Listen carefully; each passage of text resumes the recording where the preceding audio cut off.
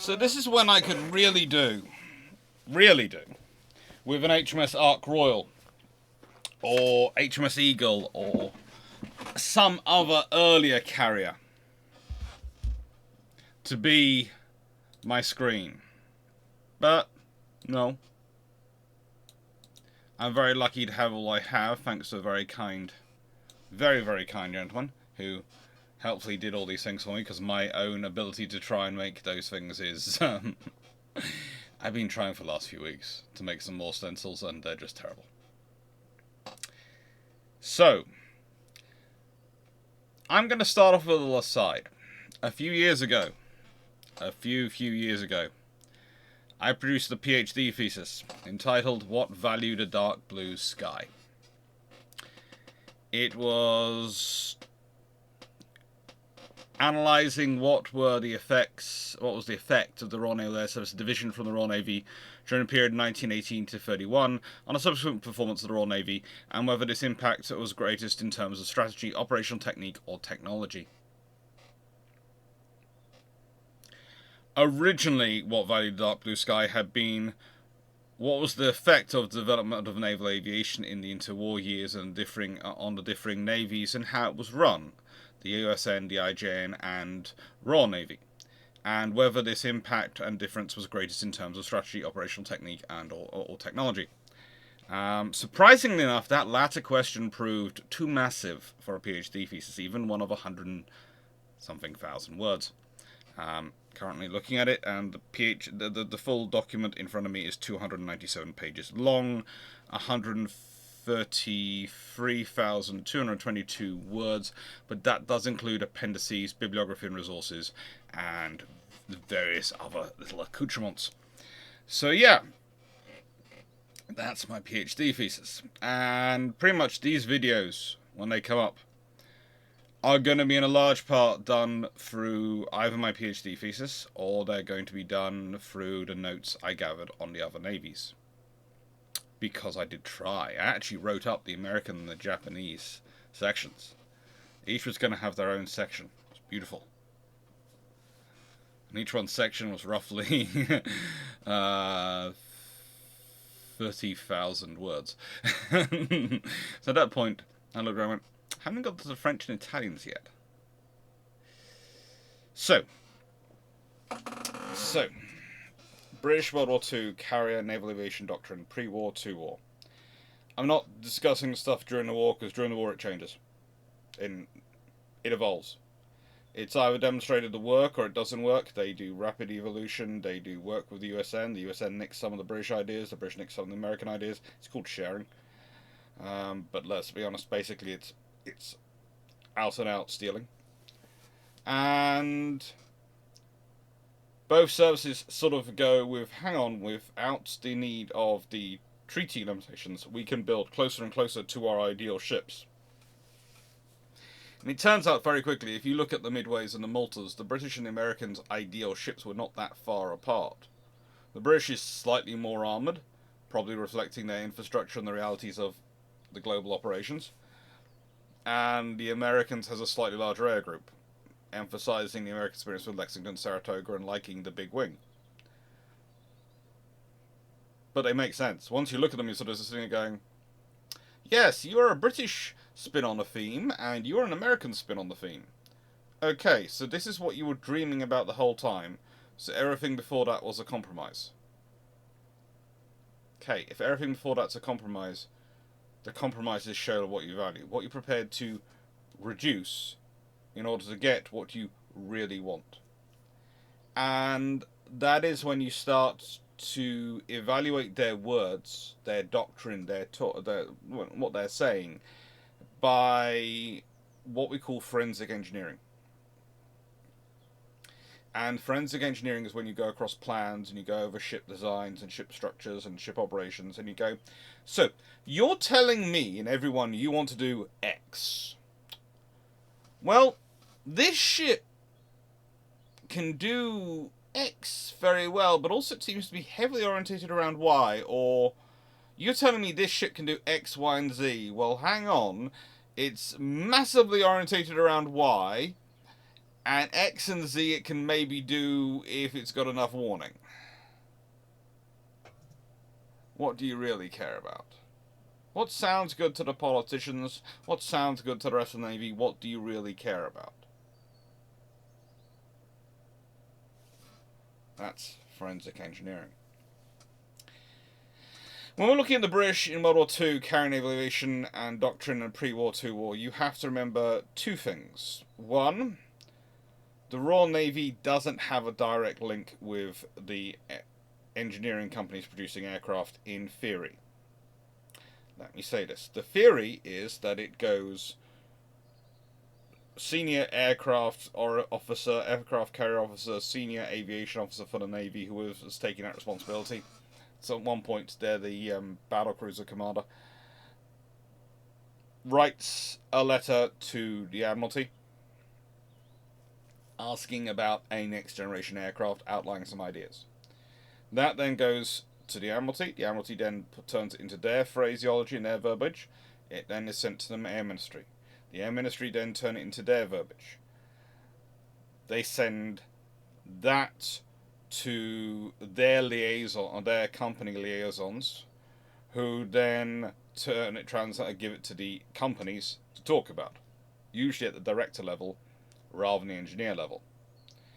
And then the information has to flow back. Now, with such a interestingly convoluted system involving the political branches of not one but two services, and this is before we get to in the Treasury and all the various other joys of cabinet level discussions involved in the process, you can imagine the issues. Now, at different times, these cause bigger and smaller problems. There was an interesting discussion recently under one of the videos I was talking about, because I was talking about the American torpedo bomber, the Devastator, and its development. And some people pointed out the development of aircraft went, well, that's during the Great Depression. The thing is, today, we consider aircraft procurement and procuring new aircraft a massive expenditure. It is a truly heart-wrenching expenditure level. Aircraft procurement and funding in the 1920s and 30s is not as expensive. Now, you can still make the decision you don't want to do it. You can still make that decision. You can still make the decision that you don't want to do the development costs, you don't want to do this, that, the other. That's on you as a nation. But let me put it this way. Cost-wise, and as this video will show you in terms of the British, cost-wise, they have money. Those things are not expensive. In fact, in many ways, it's more attractive to develop a new aircraft and claim that's the cutting edge than it is to try and build more ships or try and actually procure in enough numbers. It's cheaper sometimes, especially once you realise the way competitions are run, especially by the British of companies. So, and of course, my PhD thesis had an offshoot. While I was studying and putting it all together, I kept noticing discussions about these ships. There's even an entire document in the National Archives which all it discusses is HMS Ark Royal and the Tribal class destroyers. All it discusses. That's from 1938. The only things it discusses are those two sets of vessels. And that led to this book, of which two paperback editions, are currently up for competition prizes, and they will get a very nice note and personalised from me to you. So please, details are down below. So let's start off with what's the legacy of World War One. Well, the legacy of World War One for the Royal Navy is that, well, three things. Abaca, Cressy and Hogue were sunk by a submarine. That wasn't good. The German fleet managed to get away at Jutland. That was annoying. And worst of all, the German Navy hid out in Wilhelmshaven and other bases for the entirety of World War One, as far as the Royal Navy is concerned. Frustrating them beyond belief. The Royal Navy would spend the next 20 years, making sure they had a navy which you couldn't do that to again. You could hide in harbour, don't worry, they had a solution for that. You could set submarines up to trap their ships, don't worry, they were working on that. You could try and run away from them at night. They had a solution for that. And the thing is, a lot of these solutions came from the assets which had started work for the Royal Navy properly in World War One. Aviation, aerial reconnaissance, aerial spotting for fleet actions, aerial torpedo attacks. These had all been shown to work to one extent or another during World War One. Yes, they hadn't worked at Jutland. That's annoying. Yes, life didn't always work out. Technology didn't always work as it was wanted. But aircraft had launched torpedo attacks on certain ships and sunk them. Middle merchant ships, but they'd done it. Fleet fighters had interdicted and had supported the fleet in operations. Fleet spotters had been able to direct naval gunfire. All these things had worked. And so the Royal Navy comes out of World War I going, we hated it. It won't happen again, and we know how we're going to stop it happening again. And that is the foundation of the entire approach to naval aviation that the British have in that period. Far from being these battleship admirals who despise aviation and ignore it and put it to one side, no. From that point onwards, aviation is a fundamental part of the Navy. A fundamental part of the Navy. And there's a very good example of this. Not here. I'll talk about those in a second. But this. Admiral Madden's 1919 paper. Now, Admiral Madden was a full admiral.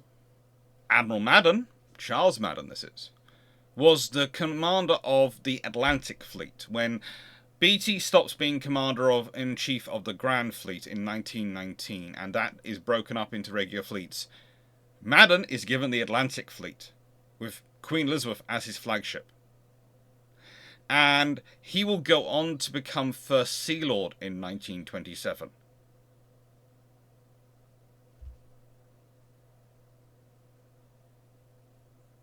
He writes a paper. It's a wonderful paper. And for this admiral who has spent his entire career as a battleship officer, who has never served with aircraft in anything other than the nascent state of World War One, you start to look at what he's talking about. He wants, for just the Atlantic Fleet, an Atlantic fleet of 10 battleships and 4 battle cruisers.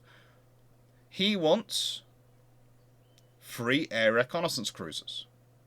He wants 4 divisional aircraft carriers to carry spotting aircraft and fighters.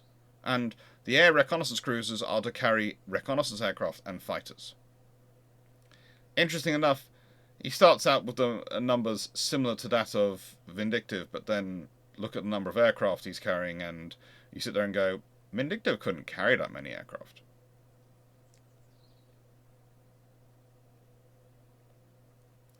Then torpedo carriers, well, he wants a couple of those. And anti-submarine carriers, he'd like one of those. Oh, and air defense, he'd like another aircraft carrier, solely worked out to that. And he'd like fighters on his capital ships and light cruisers.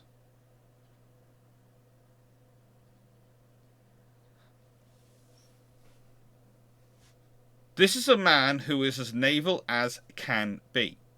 Yes, He wants a lot of spotting aircraft, artillery observation aircraft.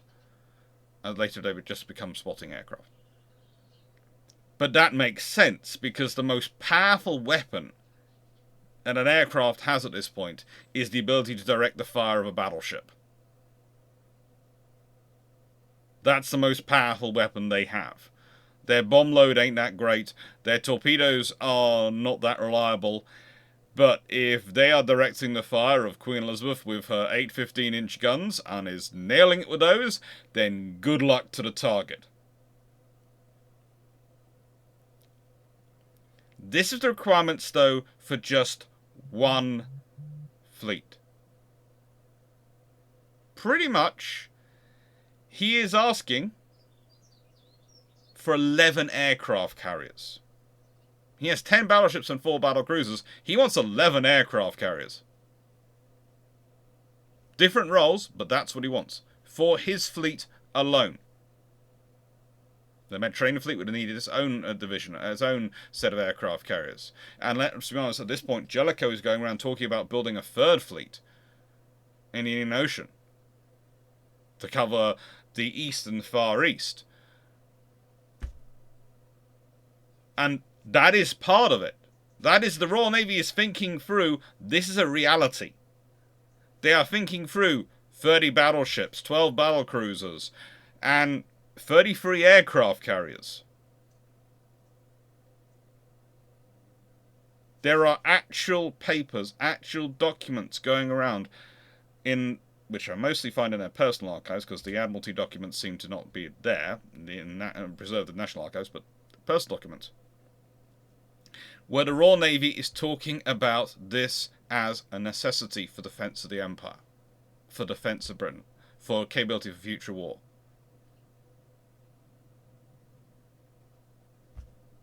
"33 aircraft carriers. Actually, they tend to add on more, because they also want some for outside the main fleet duties to support cruiser duties and cruiser units. So the reconnaissance cruisers, those sort of ships, could have found themselves in very interesting roles. Very, very interesting roles.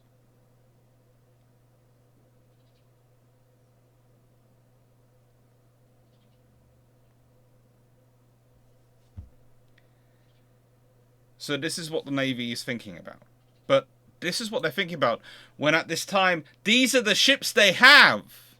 In 1918, if you're talking to Royal Navy about what aircraft carriers do you have? Well, honestly, it's Vindictive and Argus.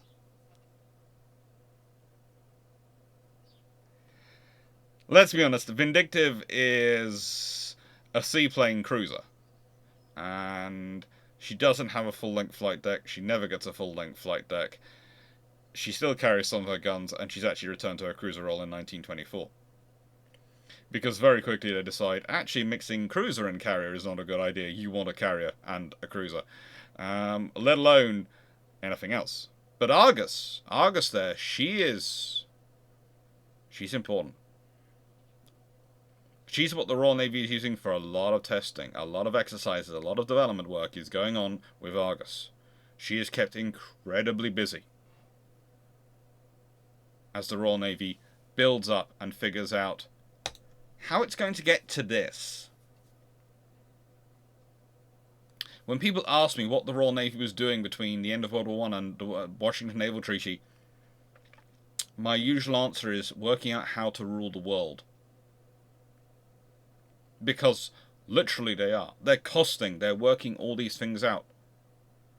And I know someone right down here, right down below, Britain was broke after World War I. They weren't. They were broke after World War II, and that often makes us look back. But you have to remember there's depression, there's all sorts of things that happen in between World War I and World War II. After World War I, we were in a lot of debt. There is a difference between being in a lot of debt and being broke. If you look at some of the largest companies in this world and the way they operate, you will soon realise that. It's strange, but it is true. Britain had a choice of how quickly it paid back that debt. But also, ordering these vessels, that would have been a good way to keep yards going until you decided what kind of battle fleet you wanted to build.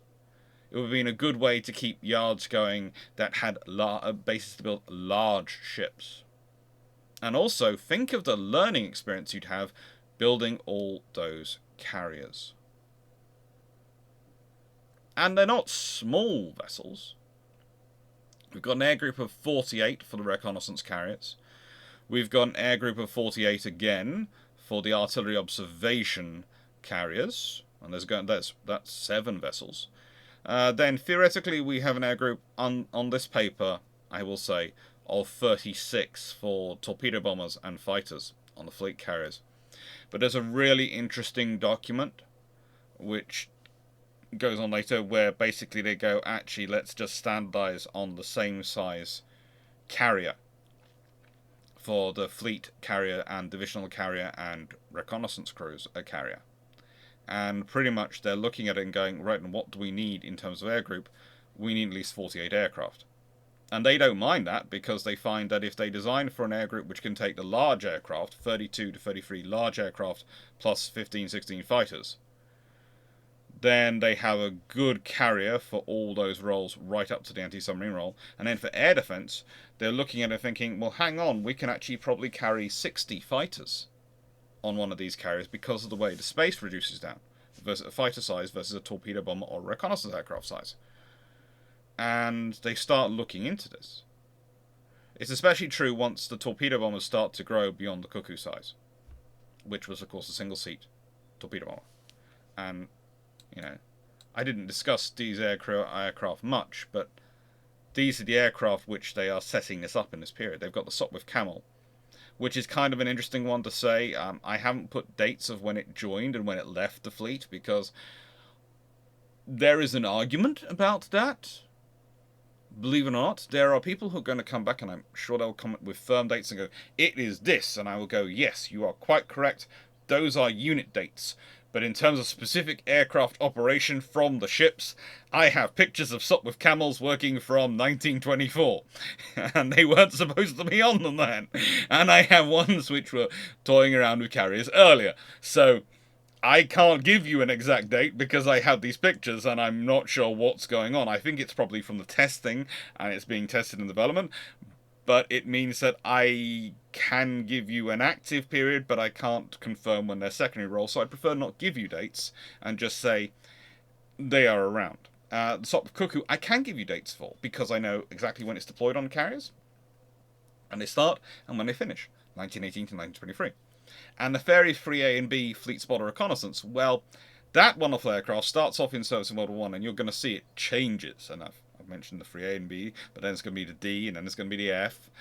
And the thing is, the aircraft, it's kind of like Hornet versus Super Hornet. Once you start looking at the variations, you're going, oh, you have the same name, but you are not the same aircraft.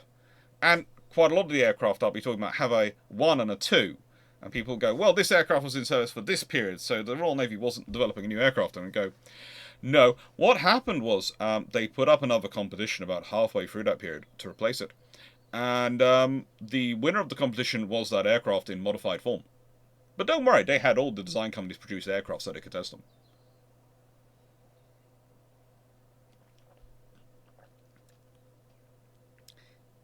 These are the starting points. These are the means of development. And this is the idea of what they think they're going to get. And again, wherever possible, when I'm using stuff which I know people are going to find strange, because I'm talking about stuff which is so far off the standard narrative of naval history and British naval aviation history that it does get me in sometimes into a bit of trouble, I'm going to give you where the archival reference where I've got it from. So this is where you can find it in the National Archives, thence TNA. ADM Admiralty 1/8576 subfile 341. Paper, his paper was present and future air requirements of the fleet. This is the head of the Atlantic Fleet saying, oh, by the way, I want 11 aircraft carriers. And I need them ASAP in order to do my work. He actually puts it in. This will need to be in the majority of these vessels will need to be in service before my successor finishes their turn of command. He actually puts that in a letter he attaches, which again isn't in the Admiralty document, but is in one of the personal archives. And he sit there and go, from a full admiral of the Royal Navy, commander of the Atlantic Fleet. That's big words.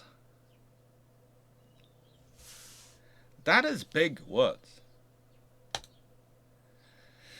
And unsurprisingly, between 1919 and 1921, a whole slew of new aircraft start coming into service when you've got people like Madden going, we want a fleet and we want it now. This includes the Parnell Panther. That wonderful aircraft which has a very old, slightly unreliable engine, but you can literally throw it around the sky like anything. It's honestly one of the best fighters the Royal Navy has in terms of manoeuvrability in this period. And when you look at the development of this and what comes later in the Fairey Flycatcher, etc., you start to get a real idea. The Royal Navy wanted a really highly maneuverable single-seat fighter. And you start to see where the similarities, especially between the British and the Japanese naval aviation, come from. In that, when it comes to fighter development, in many ways they are on very similar paths. The British is slightly more solid a fighter and slightly stronger, but that's again because the British are thinking about fighting on the other side of the world. The conditions and nuance, the context of your operational strategic plans have an effect on your every level of your design. If you are thinking about fighting in the same ocean as you can afford to build something which is ultra light and ultra difficult to repair if it gets damaged because there's not much there left to repair, because you can get a new one from home theoretically. So that's fine. If you're operating on planning on fighting the other side of the world from where your home is, where you get your supplies of aircraft from, you suddenly want something which is a lot more rugged and a lot more repairable. You might have the same ideas about aircraft operations. You might want a highly maneuverable, highly inflective fighter.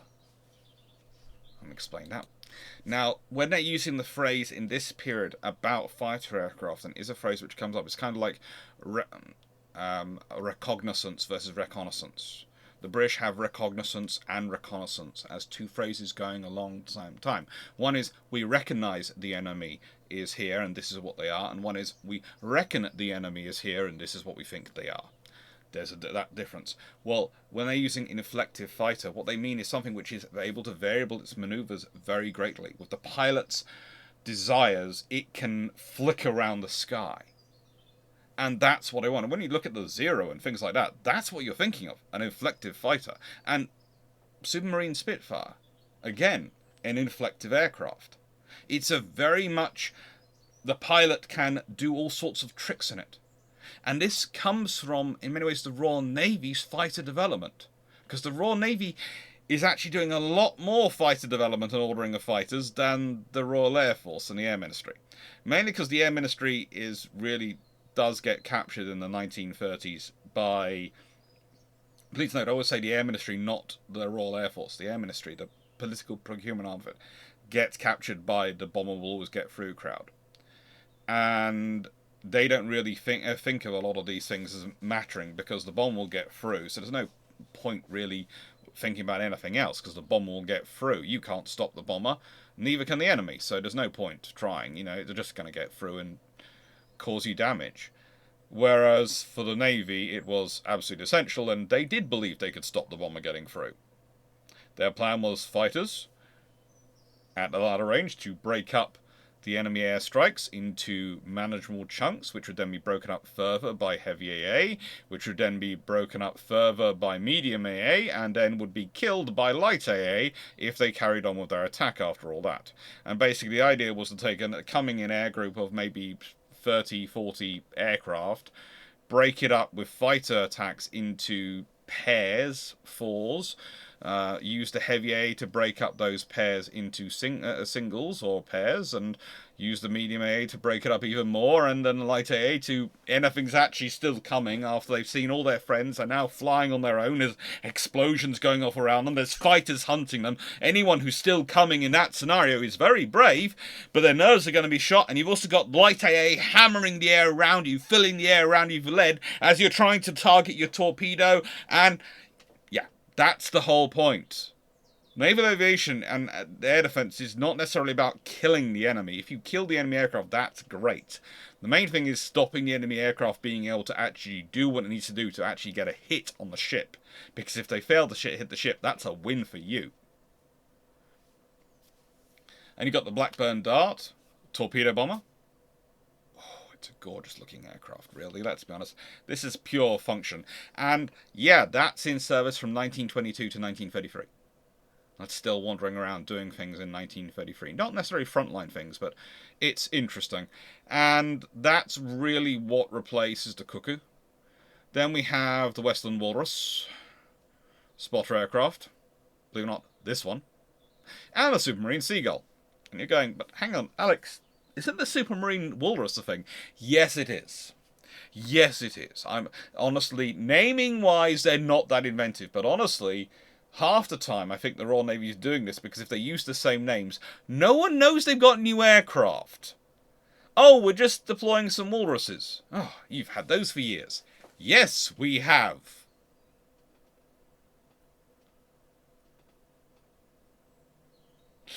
It's just, it's a constant. This is the one, the joy about studying this, and when I did my PhD in this, the constant playing of games to try and get this stuff through. The constant, oh, slip of the hand, and oh, you see this, you're watching this hand, watching this hand, watching this hand, watching this hand, don't have no idea what this hand is doing. This hand's doing nothing, you're just watching this hand, this hand. The whole time, sleight of hand is going on. And the Treasury gets fooled about it quite often. There was one paper I found where the Treasury honestly did believe an aircraft had been in service for as long as the name had been in service, and it was a case of, do you realize that generation was built by one company, that generation is built by another company, and that generation is, yeah. It's fun. It really is.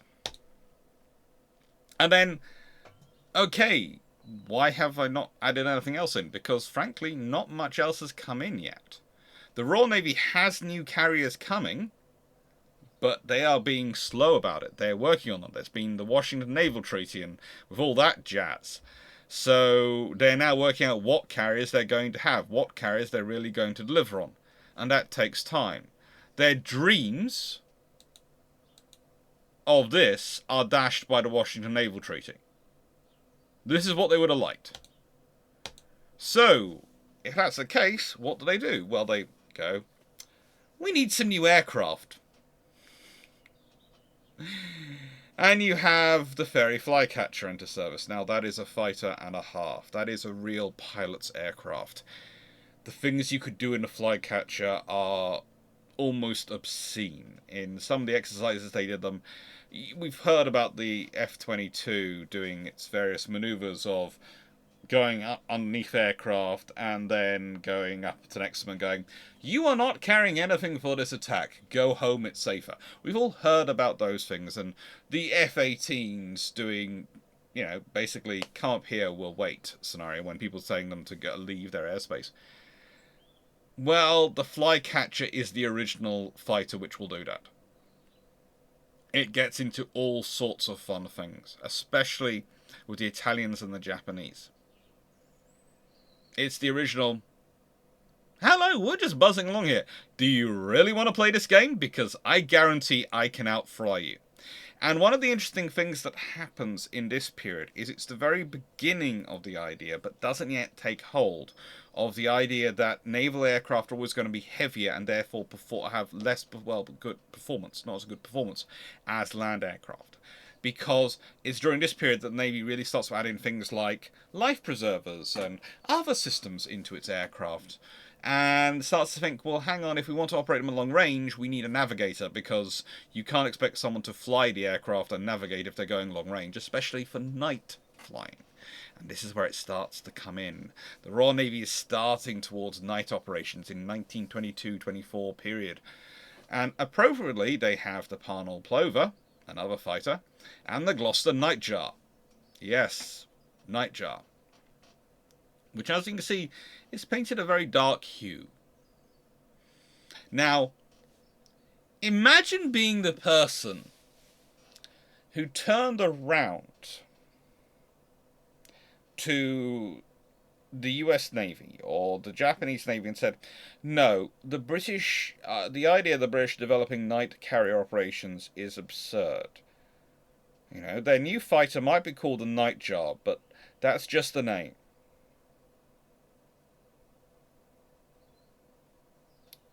It was actually the fighter which they started off trying to use, and very quickly they brought in a flycatcher, and the flycatcher proved much better.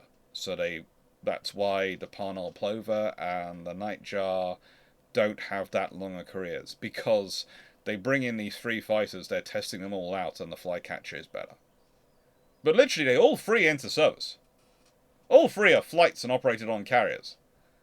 You know, that's what the Royal Navy is doing. The Royal Navy is going, yeah, we've got them in service. So what? The Blackburn 1 and 2. Spotter Reconnaissance, 1923 to 1931. This is usually a point at which people go, well, hang on, that's several cycles, Alex, and you talk about the 3-year cycles. You've got this all pictured in 3-year cycles. And I go, yes. Because there are roughly, if you go back from 1939 and you could go forward to 1942, every 3 years is a new cycle of aircraft. So theoretically, you're looking at the Blackburn Spotter Reconnaissance, and you're going, well, that lasts many, and so does the Avro Bison, which is this aircraft. And you're right, but both of them have a second generation. What happens is the British, about halfway through that period, will announce a competition to replace them. And the companies will field their examples. And Blackburn and Avro fielded the second generation of them. 2 of the both. And they just go with the 2. Various discussions are made. We also have the Fairy 3D. I do love the fact it's called the Fairy 3D. Spotter Reconnaissance, 1924 to 7. And the other thing you find is there's a lot of different aircraft being developed and their roles being developed. One of the things I talk about with the Royal Navy is that you find a lot of the spotter reconnaissance aircraft and the torpedo bomber aircraft, their development tracks start to merge at various points. But honestly, the first obvious example of this is the Blackburn, because that is a Blackburn Dart modified. And that's the first clue as to what's going to eventually come about. But also, it's what enriches the development process for these aircraft. Because you're looking for a stable, easy-to-fly aircraft which also has some maneuverability. It can do spotting, it can do reconnaissance, it can do torpedoing, and in the case of later models, and actually some of the early models, it can also do dive bombing. Now, it doesn't have they don't have dive bombing sights. But the thing is, the pace and movement of the aircraft meant they didn't really need those sights as much as they needed a bombing sight and the ability to drop their bombs. So this is what we have going on. And if you've got new aircraft, well, you have to have some new carriers. You can't be cruel to those aircraft and not have new carriers, can you? That would be rude. Meet Eagle and Hermes. These are commissioned in 1924. A fleet carrier and a cruiser carrier. Honestly, that's what they are. They're commissioned in 1924, and suddenly the Royal Navy has 3 carriers in service. Vindictive, remember, in 1924, is turned back into a cruiser. The Royal Navy is excited at this point. They're able to start doing exercises of carrier versus carrier fights. see which side has an advantage. And they start doing those exercises almost immediately. That's some of the information which feeds back into the fighter selections. You have the exercises and then you go, right then, well, it turns out the plover, nightjar, nope. Flycatcher, we're buying a lot of.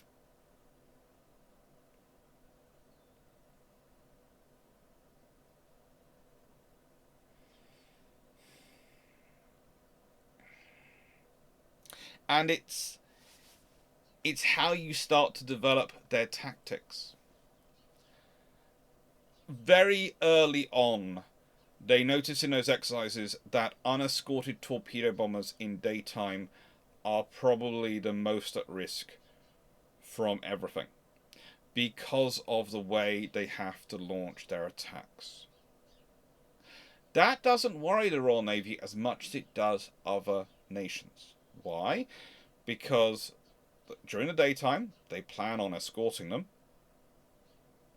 At this time, they have aircraft which can keep up with their likely attack range. At that time, the Flycatcher again. And B, their other plan is to do night attacks. And what they start to realise very quickly is that a night attack, if properly focused in, is absolutely lethal. Because how do you defend against it? By the time you know the aircraft is there, it's launched its torpedo. You can then engage it mightily with everything you have, but it's launched its torpedo. And the thing is, that's not much of a surprise. 1925 to 27, the Fairey 3F comes in, and well, that's an interesting aircraft because that's technically a spotter reconnaissance aircraft, and it's going to be active 1927 to 36, and then target tugs and training up until 1941. It's all sorts of fun things. So, the reality you're looking at, the reality you're dealing with,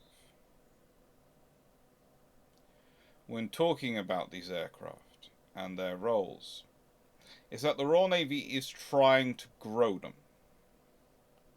One of the things that comes about, and you have to consider in this one, is that specifications for aircraft are often 2-3 years in advance of the aircraft entering service. So let's see, the Swordfish, specified in 1933, end of service 1936.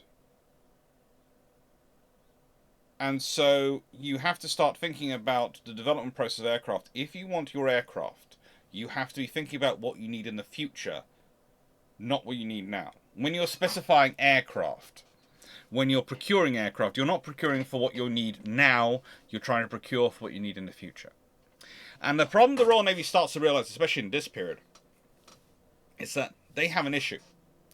The dual rank of pilots, with both having a Navy rank and an Royal Air Force rank, and the way the Royal Air Force doesn't like to promote the naval officers, mainly because they are, and it's entirely not necessarily a terrible thing. It's personal service interests, yes, but it's not entirely motivated by desire to keep the Navy down or anything like that. No, they want to have as many senior commands as they can for their pure Royal Air Force officers, so they can preserve as many of them as they can and have as much experience within the Royal Air Force as it can. And so they prefer to give squadron commands, etc., to Royal Air Force officers than to Royal Navy officers who have dual ranks, even though those are flights commanded, but those are flights in the Royal Navy carriers. And that's one of the problems when you start to have carrier air group commanders, because the carriers are flights. All the air groups, all the aircraft are divided into flights, not squadrons. So you're missing out a complete layer of experience and understanding. You don't even have a senior air officer aboard the ship. Just the senior flight commander, the one who's got the most experience, will tend to act as in that de facto role. And that starts to cause all sorts of issues with building up the knowledge and the understanding. So where do you turn if you're the Royal Navy? Who do you go to provide your vision of the future of naval aviation? Well, the Royal Navy goes and looks and goes, well, hang on, we have a group involved in aviation who we literally select for being smart. We literally select them for being smart. It's the observer navigators. They have to be really good at maths to do all the navigation, be able to navigate the aircraft at night and position themselves accurately and do all the data. But they also have to be able to observe and, remember the British phraseology, recognizance, the enemy. Now the thing is, they also have to start thinking through tactics and operations because they're the senior naval officers often involved in flying. They're certainly the ones who are going to have the most traditional career. They don't have a dual rank structure with the Royal Air Force also having control of their promotions. No, they are entirely at the Navy's control. And this is where you start to get the biggest divergence, I think, operationally, doctrine-wise, from the Americans and the Japanese. Because the Americans and the Japanese, a lot of their doctrine is developed by the pilots. A lot of their pilots are heavily involved in doctrine. Whereas for the observers, who aren't pilots, the view on flying is different. For them, it's a system which allows them to do X, Y, and Z. What would they like it to be able to allow them to do? But they're not the ones flying. They don't have the same romanticism about flight as the pilots, especially in this early period. They don't have the same, we are pilots. We're observers. Our job is critically important. You, my friend, are just my cab driver. And to be honest, to this day, Royal Navy helicopters are called cabs. Especially anti-submarine warfare helicopters, the pilots are cab drivers. They're doing everything because the observers are telling them where to go to hunt the submarines. It's still that way to this day. And Michael Clarke, the Commodore Amphibious Task Group in the 1982 Falklands War, was an observer. He commanded a Buccaneer squadron as an observer. One of the first Buccaneer S2 squadrons, actually. And that's not unusual in Royal Navy history for observers to get to very senior ranks and be very important because they were, and always have been, selected for their smarts. They're selected not just for having IQ, but also for having a strong common sense in terms of being able to problem solve and keep control themselves. So this is where you have the Royal Navy's development of their doctrine coming in, where you have the young officers and the officers growing up and producing what is going to become, what is put into staff papers and what becomes the doctrine. You have, yes, a lot of senior officers involved, and I'll be getting onto those in a bit, but you also have these junior officers coming up and growing up in the service. And if you track the observers and the careers they go on to, you very quickly see that this is an important part of the Royal Navy's approach to aviation. They are building themselves up. They're building up their ideas through these personnel. But as said, it does bring about differences. And it's one of the most interesting things to think about, because when I was doing my thesis, when I was looking at it, and I was looking at the issues, the number of books which focused in on the pilots and saying, well, because of the pilots, because the Royal Navy didn't have sole control of its pilots' promotions, it couldn't have any development of doctrine. It couldn't have any of this, and And I could see why they were dismissing it, because if you look at the Imperial Japanese Navy and the US Navy, the pilots are quite so fundamentally important. Observers are still there. Trust me, they still have their equivalent observers involved, but the pilots are fundamentally important. And it requires you understanding the way the system was set up and built at a time, and that took me a lot of research to actually work it through and go and start tracking careers to realize that, hang on, these papers, they're coming from these people. These people were observers. oh, the Royal Navy's flipped the system. In everyone else, the observers add in information to what the pilots are saying. In the Royal Navy, the pilots add in information to what the observers are saying. Because the observers are able to be promoted entirely at the Navy's discretion. And actually, you get some pilots who transfer to become observers because they get so fed up with being stilted in their promotion because of the Air Ministry going, no. And you have scenarios where one of the more interesting scenarios is you had actually a flight which had a lieutenant commander in, but he was only a flying officer in his piloting rank, and a lieutenant who was a flight lieutenant in his flying rank was in charge of him. Now you can just imagine the fun of that in terms of the Royal Navy's view of it. It was an interesting scenario. All accounts suggest that actually worked out okay because the two officers turned out to be quite sensible people who were quite able to work together. But that's a scenario fraught with problems. 1925, HMS Furious joins the fleet in her final form.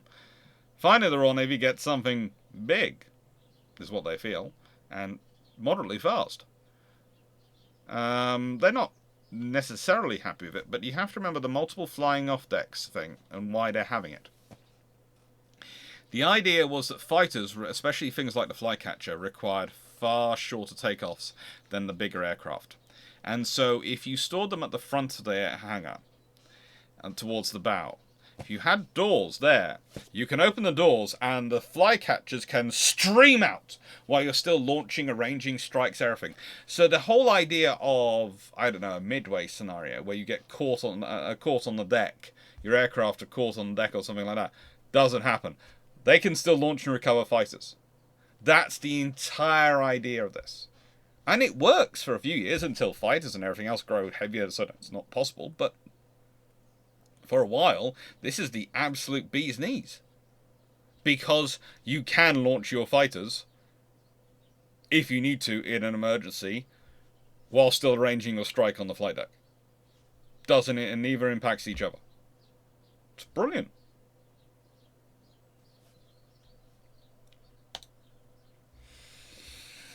It's also in this period that we have the Blackburn Ripon come into service. And one of the things about it is it's really interesting is it shows the development of carrier landings, because the higher speed, heavier aircraft landing, they start to really develop a lot of wing technology. This leads to a lot of work for Supermarine, but also Blackburn. And this is one of the most gorgeous aircraft I swear Blackburn produced, because those wings are just sexy. The lower wing, of course, is a gull wing profile, and it just looks good. And it is a really, really effective torpedo bomber. It's arguably a torpedo spotter reconnaissance aircraft, i.e. torpedo bomber, spotter aircraft, and reconnaissance aircraft. But it does so much, it starts to really become a template for the Royal Navy and its operations. 1929 to 1936. Again, a lot of these aircraft overlap.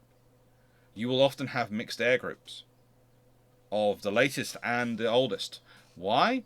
Because you really know how to use the oldest aircraft and you're still learning how to use the newest aircraft. And you want a bit of an overlap so you can develop it in safety and have the assurance of having the aircraft you really know how to use and the possibility of the aircraft you are still learning how to use. But the Ripon was a good aircraft, and again, a large development profile, and a lot of developments going on in this period. But again, it's the twos coming in. And there is another reason why they're sort of being slow when it comes to developing aircraft, because at this point, commissioned 1928 and 1930.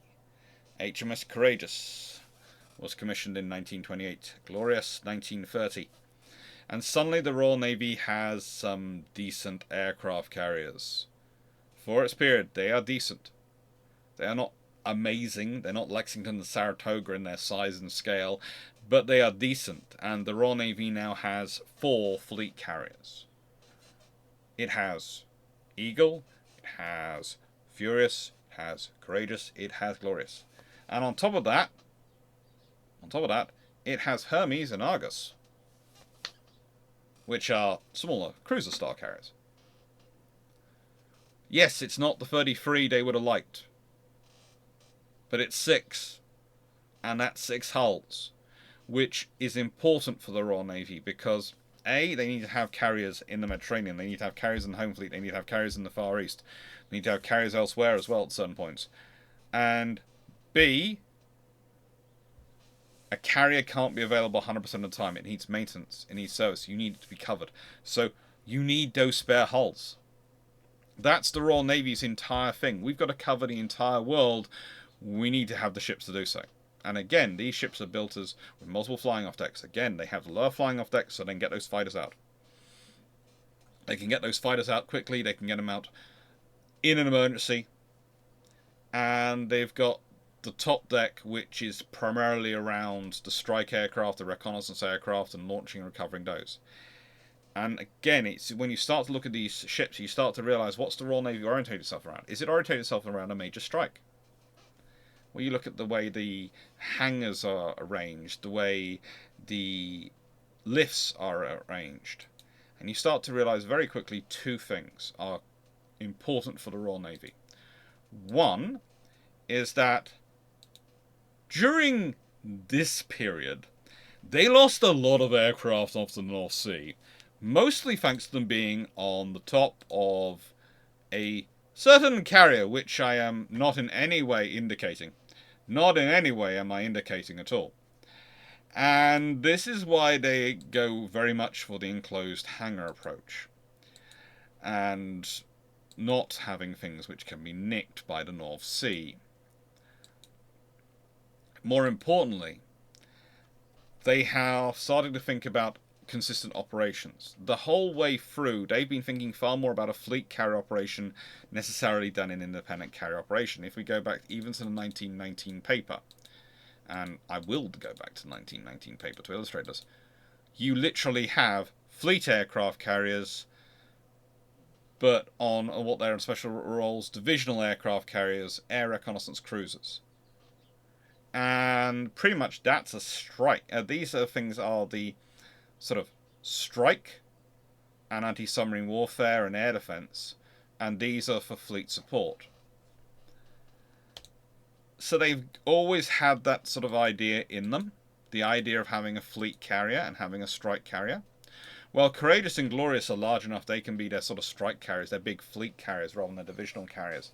Or the divisional carrier become the fleet carrier just for fun, and the fleet carrier become the strike carrier, just to make life easy to follow in terms of the doctrine and how they're approaching and talking about it. One is supposed to be this a big thing that can deliver the big strike, but can also do the rat-a-tat-tat operations, and one is orientated mostly around the rat-a-tat-tat operations.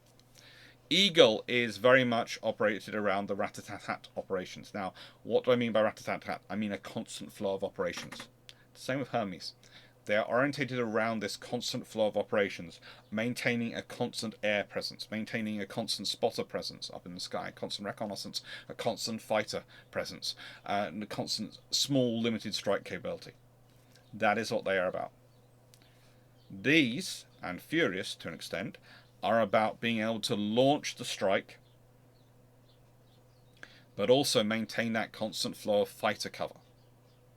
That's why they have these lower fly-off decks. That's why they're not full-length hangars and full-length flight decks, because that would be best. That would allow them to carry the most aircraft. That would allow all sorts of advantages. But the thing is, that wouldn't allow them to be able to maintain, be able to launch that strike whilst also maintaining that fighter cover. And the thing is, as time changes, as aircraft grow heavier, you can't do that. So then you have to start orientating. The 2 pressures on carrier design are constantly the growth in size and weight of aircraft and the treaty limits. For Britain, it's almost the cumulative limit, which is the biggest problem. because they need a number of ships to cover their areas. So they always have to, they can't ever build up to the maximum individual ship limit because they have to build up to the maximum cumulative limit and with enough carriers to do the job. And then we have the exercises, which are getting more and more complicated and more interesting, including more and more naval aviation. Now, I'm going to expand this a bit and talk it through before I discuss it. Now, 1929 is a very interesting year for exercises because it's the year before some very big changes hit naval aviation in the Royal Navy. And Exercise MZ, which took place on the 18th of March 1929, is probably one of the biggest and most important of those exercises. And here's a good example of what it has in it. Red attacks at 09:57 hours, a 10-plane attack. 10 planes. Should be a 10 plane because plane is both a singular and plural, but I do love the fact that in this case they did try and put 10 planes. A 10 planes attack force composed of aircraft from 463 and 464 torpedo bomber flights flying from Courageous attacked the pride of the Blue Fleet, the battleships Nelson and Rodney. I love that in an exercise they actually still describe it as the pride of the Blue Fleet. It's the pride of the Royal Navy, let alone the Blue Fleet. The former assisted as receiving 2 hits and the latter as 1. This resulted in the Swedish squadron being reduced to 11 knots. At 11:05, 6 torpedo bombers from Eagle's 460 flight attacked the units of the 3rd Battle Squadron. Hits assessed on the battleships Benbow and Marlborough. At 13:48 hours, 8 torpedo bombers from Courageous attacked 3rd Battle Squadron again, and further hits were assessed on Benbow. At 13:49 hours, 3rd Battle Squadron was attacked again by 4 aircraft from Flight 460. As a result, a 3rd Battle Squadron was reduced to 8 knots, which affected the entire battle fleet's speed negatively. Blue attacks. At 11:32, 6 torpedo bombers of Flight 462, flying from Furious, attacked the battlecruiser Revenge. Its speed was reduced to 2 knots. At 14:32, 3 Ripon torpedo bombers from Furious attacked the battleship Barham.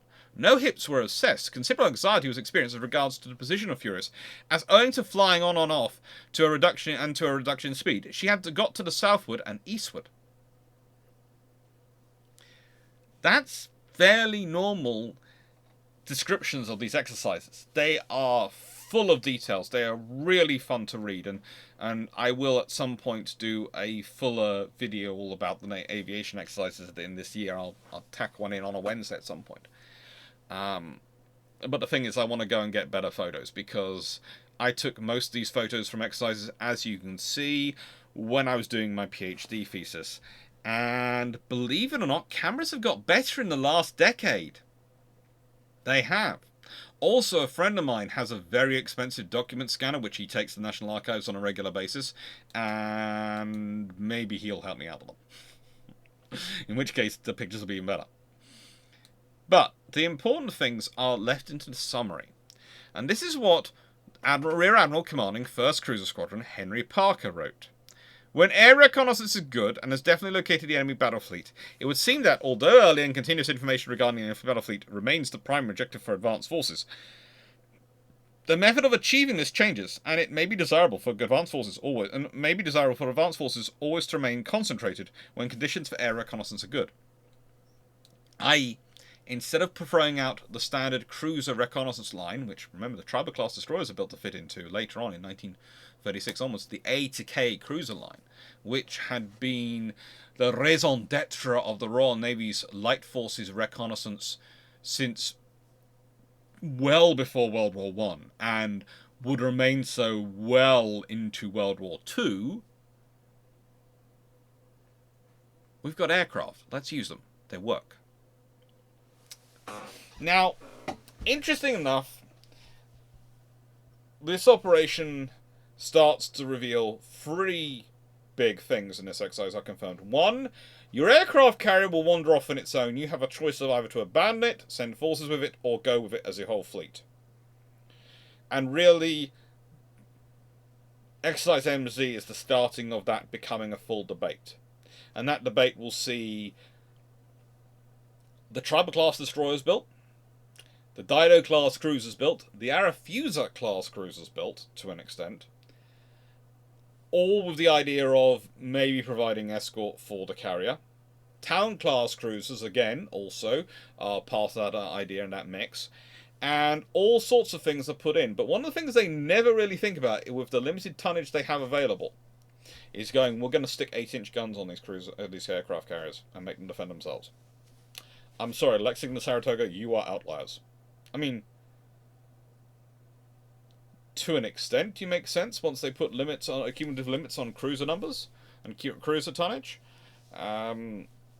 In the London naval treaties, but under the Washington naval treaty especially, you are an outlier. But I'll be getting into that when I do the American doctrine, and there are some really interesting and really crazier logics going on behind that one. It's fun though. It shows their thinking about aviation. This is the thing. Even when there are crazy ideas, and the Royal Navy, as I've already mentioned, has its own fair share of crazy ideas going on. And at one point they suggested that the aircraft carriers should be assigned to battleships and have to mirror the movements of the battleships. And when it was pointed out they needed to turn into the wind to launch aircraft and recover aircraft most efficiently, the argument was, well, will the battleships now be turning in and out of the wind when we're launching aircraft? And that caused all sorts of hilarious fun. And they actually even tried that in an exercise. It didn't work. Unsurprisingly, it did not work. Anyway. Basically, they all have their own little peccadillos. And the exercises really do reveal this, and some design choices reveal this. This scenario is... exercises in this period are most interesting because of what they lead to happening. Because the thing they really recognise is that the Admiral commanding the battlecruiser force can no longer be also responsible for the aircraft carriers. You need to have someone in charge. And because initially they retained the Vice Admiral battlecruisers as the senior officer, what do you have in charge of the aircraft carriers? The Rear Admiral aircraft carriers. And the idea was that basically you treat them as two divisions of a squadron. The Vice Admiral in charge of the Far Squadron, and the Rear Admiral in charge of the carrier division within the Far Squadron. It didn't work out like that. They soon became very quickly independent. I think Henderson had been in post for a month when it was independent. So, this is Admiral Henderson. And he's the starting point for this, because he does three interesting things. One is, he's the first officer to do it. And two, he's the one which actually writes his duty description. He literally writes his own job description. It's an amazing traditional history in the Royal Navy of senior officers, writing their own job description, taking the job. I can think of about 5 off the top of my head who did that, and it's worked. Their duties as Rear Admiral, later Vice Admiral, aircraft carriers, was the officer responsible for the tactical operation of aircraft carriers in the Atlantic Fleet, the naval advisor to the Commander-in-Chief of the Atlantic Fleet on the training exercise of all air personnel in the fleet, development of material and aircraft in the Atlantic Fleet within the limits of naval responsibility, the recognised naval advisor to our fleets on all matters connected with the fleet aeron, upon which the Commanders-in-Chief concerned may desire to seek his advice. Correspondence between the Admiralty or government departments and Rear Admiral aircraft carriers is being conducted through the usual service channels.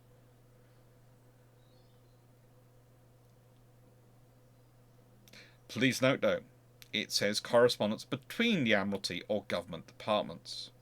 The Rear Admiral aircraft carriers was one of the few people who could communicate directly with the Air Ministry. No one needed to get in his way.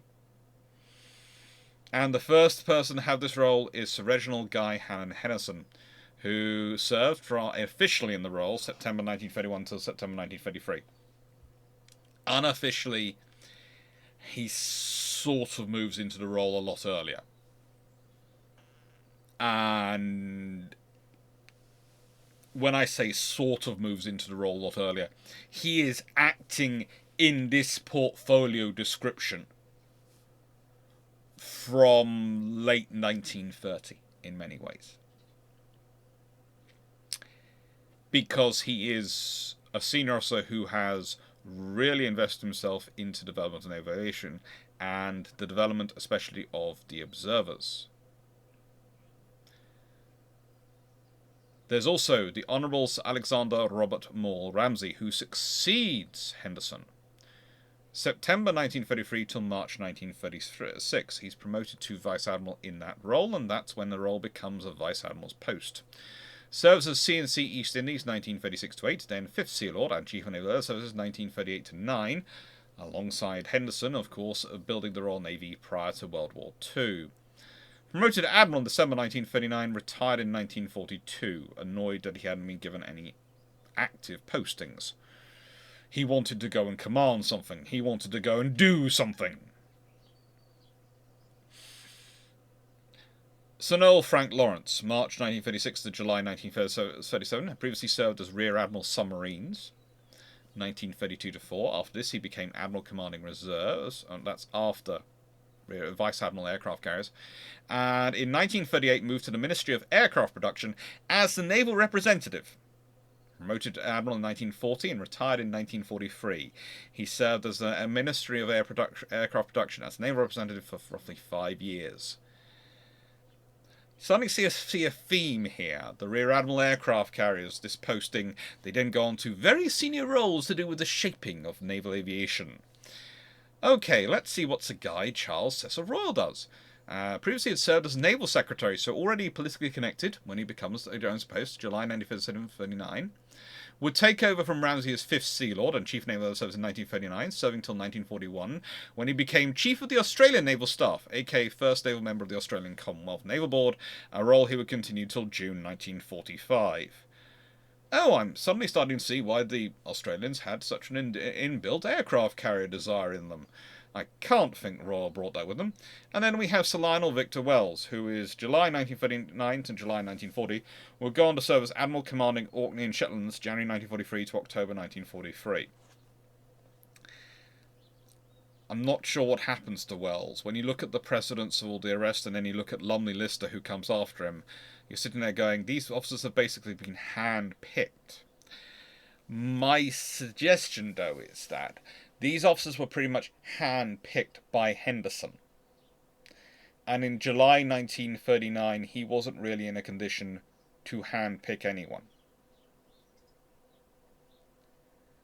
So I think Wells is picked by the normal route. And is still a good officer. He really does throw himself into aircraft carriers. But he doesn't go on to quite the same career.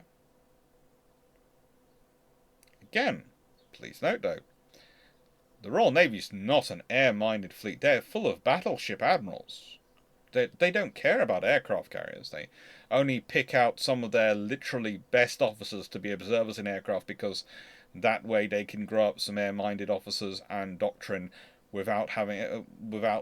despite not having control of the pilots. And they pick out some of their very best. Remember, Henderson is the guy who actually has got the support of both the BT and the Jellicoe factions. He wrote the staff papers that helped fight the convoy war and set up the convoy war in World War One, and get all the flowers turned into convoy escorts from minesweepers. He did all sorts of things. He had managed to make friends and enemies in high places. Entrusting him with the inaugural post of this role is a big statement. You are literally taking one of the brightest staff officers, one of the best and bravest commanders, and giving him this force to set up in his own mould. Because he's going to be the first officer. It's like being the first commanding officer of a ship. But you're the first Rear Admiral aircraft carriers. You are going to define the role. He'd literally written his duties. He then defined how they were conducted, how officers would deal with it.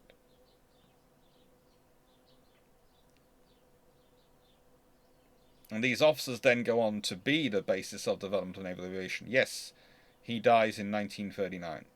Henderson dies. But by the time he dies, Ramsay is 5th Sea Lord, and is soon going to be a full admiral.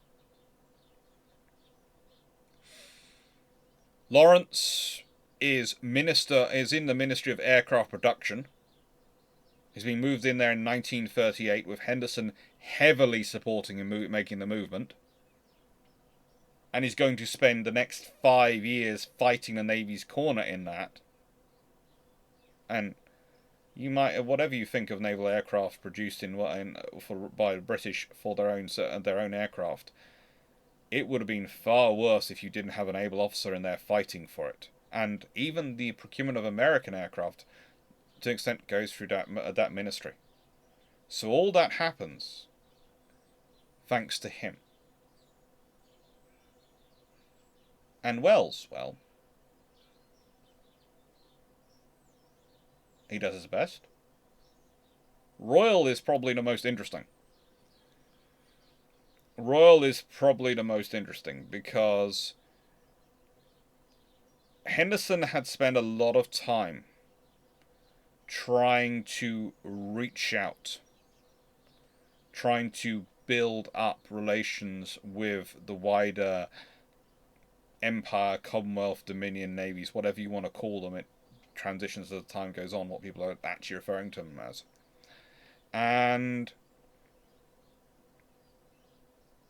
yeah, having one of the Rear Admiral aircraft carriers, or Vice Admiral aircraft carriers, go on to head a navy, that's good, because he's basically doing the Australian equivalent of First Sea Lord. And if they can do that for the Australian Navy, they can do that for the Royal Navy at home. The Royal Australian Navy or the British Royal Navy. They can do it. So that's all about building precedent. That's all about growing naval aviation. And these officers have to start working out how to get their carriers to really work together. One of the things that you might have missed if you were looking at this paper is that Courageous and Eagle are teaming up and doing multi-carrier operations. Courageous and Eagle are working together. And that's been the case in exercises for a while. Well, now you have a Rear Admiral aircraft carriers whose purpose is to work out how to fuse carriers into a force. In many ways, some of the ideas they have of them when they promote Henderson into this role are not too dissimilar to what eventually becomes the Kido Butai. I.e., do we start grouping carriers together as a separate force, as a group together, and use them as a whole force, carrier force, or do we need to spread them out? And it again goes back to that 1919 paper, which is still going around Navy at this time and is still forming an idea, because Madden is an incredibly respected officer who went on to become First Sea Lord in 1927. So he's incredibly respected. And they're sort of looking at going, well, do we want aircraft carriers which are off doing aircraft carrier things, and aircraft carriers which are supporting the fleet in other operations?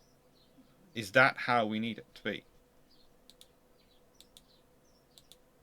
And they're still thinking this through. They're still working through what do they want to do. And part of that is doing threat assessments, and the Royal Navy is exhaustive in this. Absolutely exhaustive.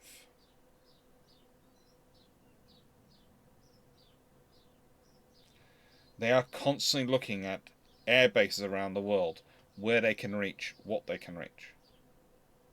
One of the reasons for the amount of focus people tend to talk about in terms of, I found, is that when it comes to the armoured carriers and saying they're built for the Mediterranean, is they found this document, Air 2 1457 1928, from the Air Ministry. And the Royal Navy had asked the Air Ministry for this. Well, the Royal Navy also has asked them for other ones, but the Air Ministry didn't have the information, so the Admiralty then produced them. Because the Air Ministry didn't have the information on air bases in the Far East. They had the Indian Ocean doesn't really count. There's no one who really has that many air bases in the Indian Ocean. The Italians have one. No one else really does it, and frankly, no one's really worried about one. They also have assessments done for Northern Europe, which the Air Ministry does help with. And the Air Ministry, again, produces those. So North Sea, all those scenarios. Where can aircraft operate from? Where are these bases? Where are the bases? Where are the aircraft? Where are the strike ranges? Who can operate where? Where can French aircraft reach? Where can Italian aircraft reach? Where can Greek aircraft reach? What's going on? Who's going on? Who's where? What they're doing? All those are heavy factors considered.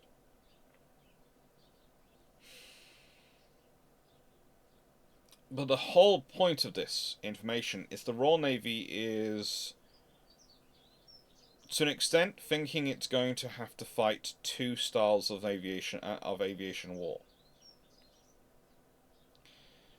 And the armoured carrier, as the illustrious class would be, in terms of armoured hangar, and even Ark Royal, fit into those wars, those variations, in slightly different ways. You see, if you're fighting in the Far East, you're fighting a long way for infrastructure, so you need to be able to repair as much as you can up there and minimise damage as much as you can over there, because otherwise you don't have an aircraft carrier. It gets damaged, it has to go all the way back to the UK to be repaired, if it's damaged heavily enough. That means it might as well have been sunk. You don't want that to happen.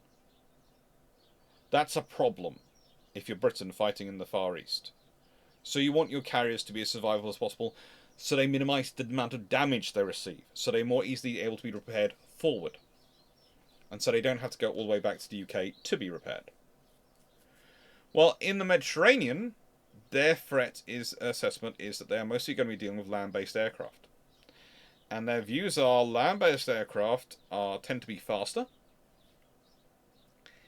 tend to be lighter, and the thing is, it's more easy to organise a large volume strike from air bases ashore, where you can have telephone lines between the air bases, let alone radio links, and so you can coordinate and launch all sorts of things without giving away the information that you would give from a multi-carrier operation. Because, let's be honest, it's a multi-carrier operation.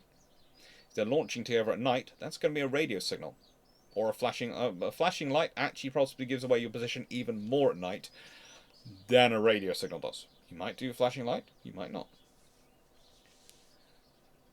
And so this is a scenario which the British have to think through. They have to think about this because they're sure this is what they're going to deal with. And let's be honest, they are right. In World War II, when they are doing the convoy runs to Malta, what are they doing with? Huge volumes of land-based air. Huge volumes. And that's another reason why they lean towards, rather than necessarily the Alpha Strike profile of being able to do the big hit, and whoever gets the big hit first wins, which the Americans and the Japanese both end up going down route of because of slightly different but also kind of similar reasons and operational strategic concepts in the Pacific.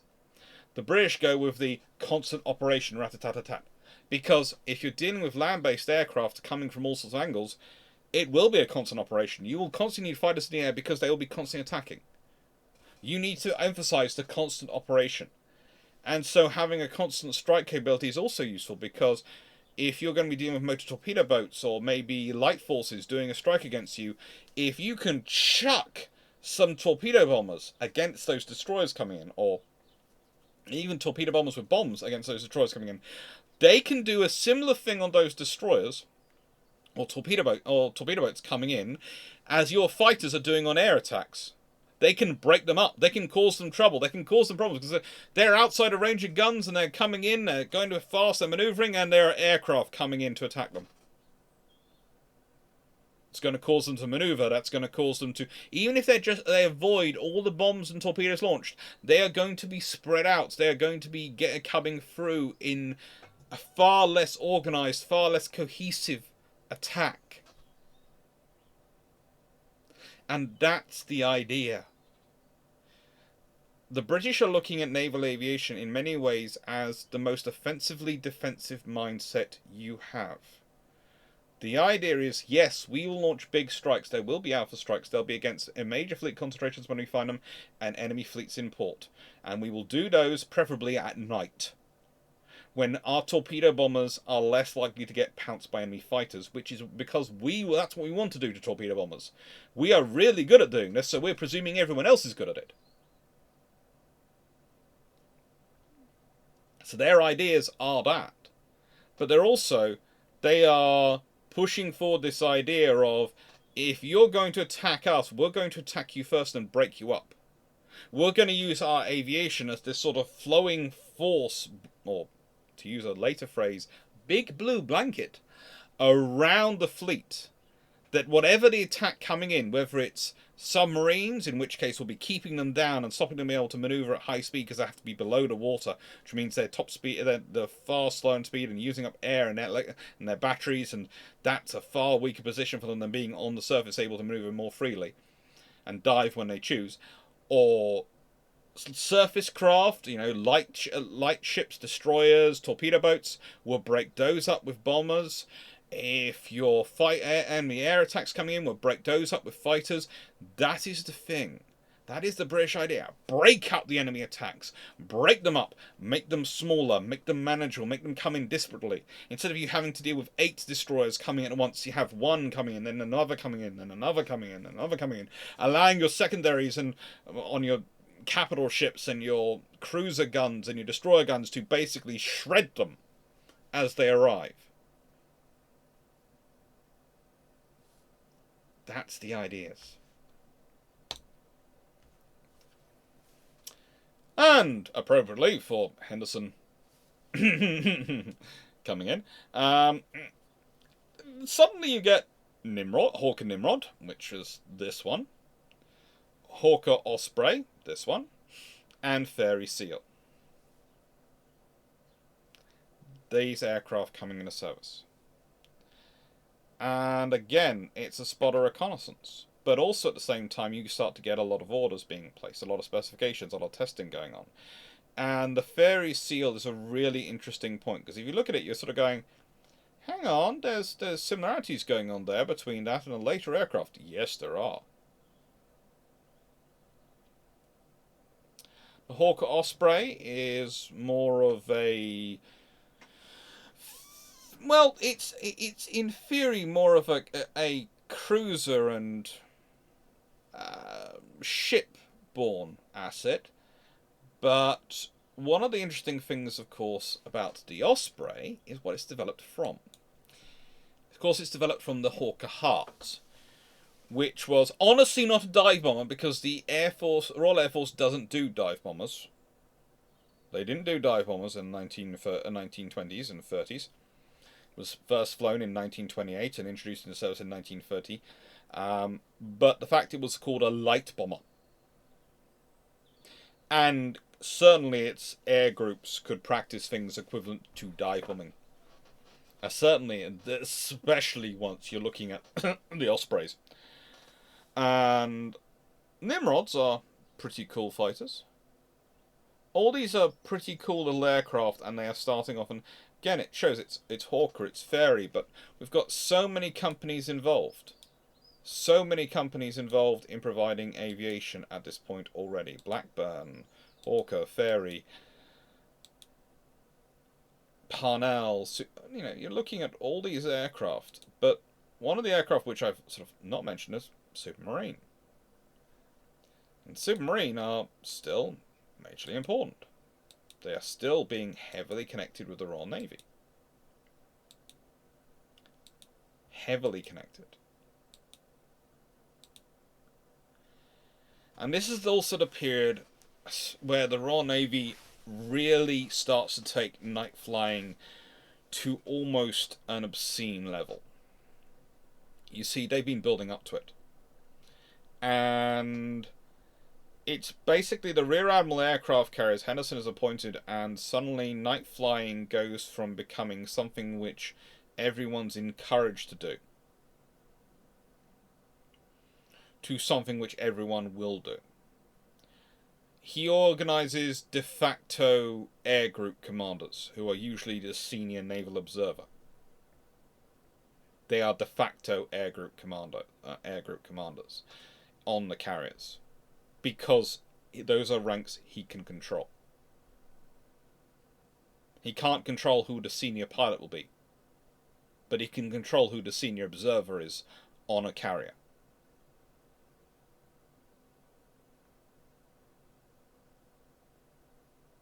So he does. and the Rear Admiral aircraft carriers, After Admiral, Vice Admiral aircraft carriers continue on this. And one of the things they all focus on is we will all be night qualified. Everything will be able to fly at night. Everything will be able to fly at night. Everyone will be able to fly at night. The night will be ours.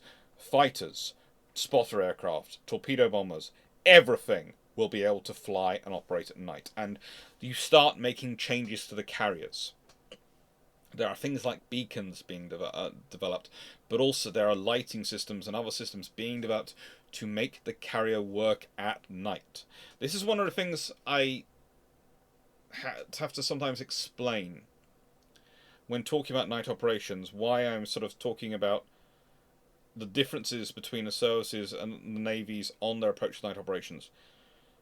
To operate at night takes a lot of funding. It takes a lot of focus and a lot of emphasis, especially for a whole carrier air group. You can have maybe a fighter squadron, or you can have a squadron which can do night flying, a reconnaissance squadron. It's not that difficult to have one squadron with an air group. Really, it isn't, because you can focus training and you can focus everything around that squadron, and you can do it. Once you want to have systems set up to support all your air group, all the different types of aircraft to operate and land at night.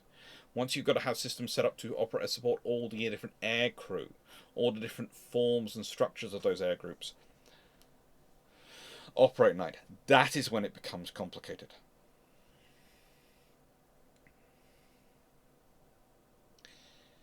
And the British are pretty much doing this because their view is it's an offset strategy. Kind of like breaking up enemy attacks coming in. The idea is if you have this capability, if you have the ability to operate at night and others do not, then you have the ability to dictate the pace of battle. You have to be able to dictate when the strikes are going to take place. If the enemy is in harbour, you hit them at night. If the enemy is in big fleet moving out, you hit them at night. And it doesn't matter if they have more carriers than you. It doesn't matter if they're where they are currently. You haven't managed to get your major fleet out there because it's the Far East and your fleet's all over in the UK on Matrin. It doesn't matter if your fleet is off in the Far East dealing with the Japanese, and suddenly the Italians flare up. It doesn't matter. Because at night, everyone is equal in strength. And it's who can wield the night best who will win. Especially when it's pre-radar. And the British wield the night. That is their policy. And that, again, to an extent, comes from their post-Jutland experience. The Germans had escaped at night. This led the British with serious issues. For two reasons. One, the Germans got away. Two, why didn't they attack us? If the British had been so confident in night operations as the Germans appeared to be to them, to making that escape, and let's be honest, it was actually a desperate gamble by the Germans, but we'll leave that to one side. To the British, they said, if you were able to do that at night, why didn't you attack them? You could have won. In a night fight, it favours the smaller navy because the larger navy has to be careful what it's going to hit for fear of hitting itself. So why didn't they? Why didn't they? And so the British go down the route of going, well, hang on, why couldn't we? Not why didn't they, why couldn't we? And suddenly everything has to be able to fight at night. And this is where you get something really strange in Britain compared to other. Because all the other navies have some part of their force which does focus in on night fighting. It's going to be the light forces, or it'll be cruisers and destroyers with torpedoes, or all sorts of things that focus in on night fighting. For the Royal Navy, it's everything. Everything must be able to fight at night. From torpedo boats to battleships. From aircraft carriers to, well, everything.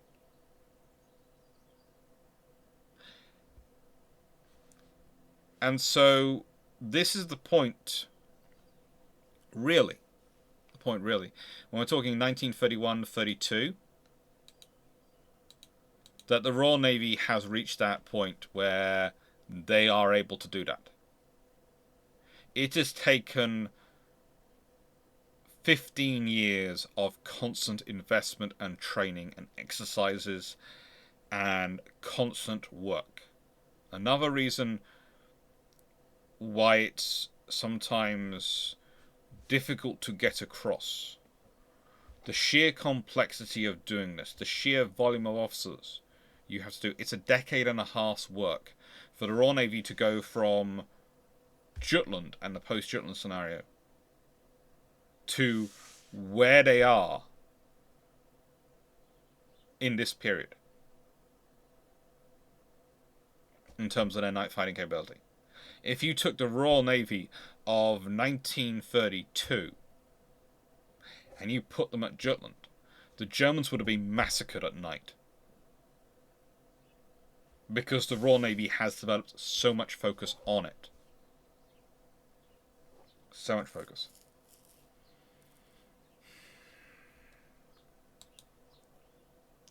And then we have the 34 to 36 aircraft draft, and these are important.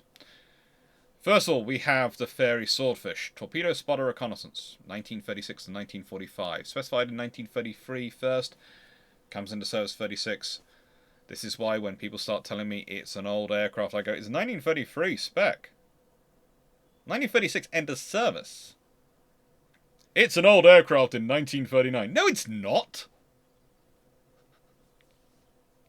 It's not a monoplane, but it's not an old aircraft in 1939. Especially not when you realise it's the Swordfish 2 by that point already. Submarine Walrus. Yay, that's back. Spotter. Reconnaissance flying boat for battleships and cruisers. Blackburn Shark. Torpedo Spotter Reconnaissance. 1935 to 1938 active. Secondary roles till 1942. And the Blackburn Baffin. Torpedo Bomber. 1934 to 7. Yes. The Royal Navy has multiple torpedo bombers in service at this point. Multiple spec, multiple testing. Because torpedoes are the big thing. Torpedoes are the big thing because they know they can hit. And yes, I would point out that some navies have bigger torpedoes than British. The British actually are 17.72 inches. They're always referred to as 18 inches, but they're 17.72 inches really. And other navies have bigger torpedoes and all sorts of things. But the British are obsessed with testing their torpedoes. Remember, they want them to work reliably at night. They develop all sorts of systems to make this work. They really do. Now I'm going to do something I don't normally do. I'm going to take away the slide. And, well, I'm going to put it on lock for my face. You see, the Royal Navy is obsessed with a torpedo. They really are. They have to be. They have to be because there are two ways to sink a ship. You can start a fire, which can't be put out. Or you can make a hole, which lets in so much water, it just sinks. Those are the two ways you cripple and sink a ship. Everything else, well, that's just damage. That's just the cost of doing business. But that's how you sink a ship. Now, the Royal Navy knows this. And the Royal Navy really, really focuses on this. Because the torpedoes are the best way of doing this. Pound for pound, this hits a ship. If it works, there will be a hole in the side. If there's a hole in the side, there's a good chance of letting in water. If it's letting in water, hopefully it'll be enough. Whatever happens, that hole is going to slow that ship down. And that means you can get more holes in them. So they develop tactics. They develop everything around this. Around the torpedo. When you heard that exercise and discussing it, I was talking about 6-plane attacks, flight attacks. Now, one of the interesting things is even when the Royal Navy gets to squadron level, they still like to do flight-based attacks, i.e. multiples of 6. Why? Because they've learnt that the idea is, instead of being a squadron force coming in, if you want to cause a ship real trouble, you take 6 aircraft you attack from one position, 6 aircraft attacking from another position, and 6 aircraft attacking from a third position. You corner that ship.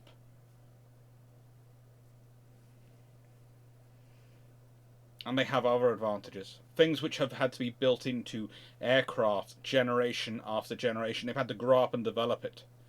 Those things are very, very solid when it comes to aircraft design. Now, why am I saying solid? Why am I using that sort of phraseology? Why are Royal Navy aircraft automatically heavier than a land-based countertop arms? Well, if you're talking about a torpedo bomber, there's a very strict reason. You see, for other navies, when they're trying to work out how to make the torpedo fly and how to get it to hit the water the right angle so it doesn't do that, because if it does that, it goes down a long way. You need to get it as close to flat as possible so it belly flops and goes along. Now, how do you do that? Well, if you're the US Navy and the Japanese Navy and pretty much every other Navy, you concentrate on the torpedo. How do you affect the buoyancy and the shaping in the torpedo? How do you affect its aerodynamics? How do you affect its fins? The Royal Navy does all that. Their testing shows that too, but they work out that's not enough. And so they start looking to the aircraft. They look at their aircraft and they go, how can we make you better at delivering this? And that's when the tension wire comes in. And that reaches its apogee with the Fairy Swordfish. That is the aircraft prior to World War II, which is probably the level best torpedo bomber in the world. And the reason is because the torpedoes it drops every single time, if it wants to, will belly flop. If it's doing an ocean operation, it doesn't need to. They can go down deeper, come up. They can do that. But if it's in a harbour, if it wants to take out that fleet in harbour like Taranto, like the Japanese attempted at Pearl Harbor, well, it has a tension wire. Tension wire is attached to this end. It connects to a spool on the aircraft. And as it's dropping, it applies just enough pressure that a torpedo belly flops. And all that's left afterwards to reveal this is a wire floating in the water. And who, in the middle of a harbour which has just been hit by aircraft, is going to be counting the wires in the water and see what is there?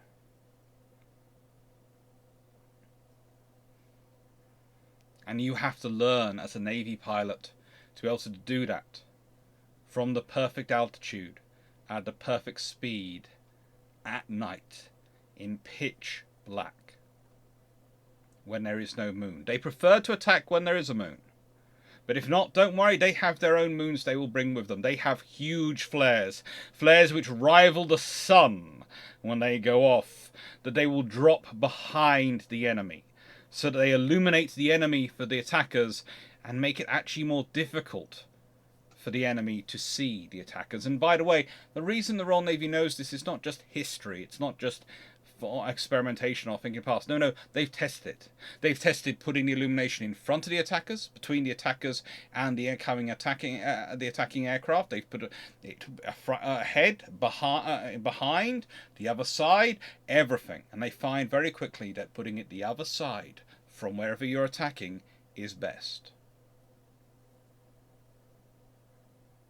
And so they have flare droppers, which illuminate the enemy position and make it harder for the enemy to acquire them visually as they come in at night. And that's where the Swordfishes are otherwise really, really good. Its handling characteristics, everything, allow it to come in. But this is not just the Swordfish. This has been developed by all the aircraft before it. All the aircraft from the Blackburn Dart onwards have been stepping stones developing this process. So the Royal Navy has been building their offensive power around the torpedo and building the torpedo capability for decades. They've been doing it because when they get into war, they want to guarantee a hit. They want to guarantee that these torpedoes run true, run at the correct depth, and take out their targets. And there is a very succinct reasoning behind this.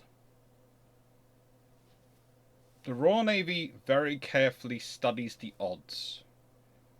They study the odds of their ships surviving, of their aircraft surviving. One of the reasons why the Tribal class destroyers are built with sort of three main missions in mind is one of them is that they are to attack in front of the mass destroyers of the Royal Navy in a destroyer battle, and must keep the enemy destroyers from interfering with their sister ships.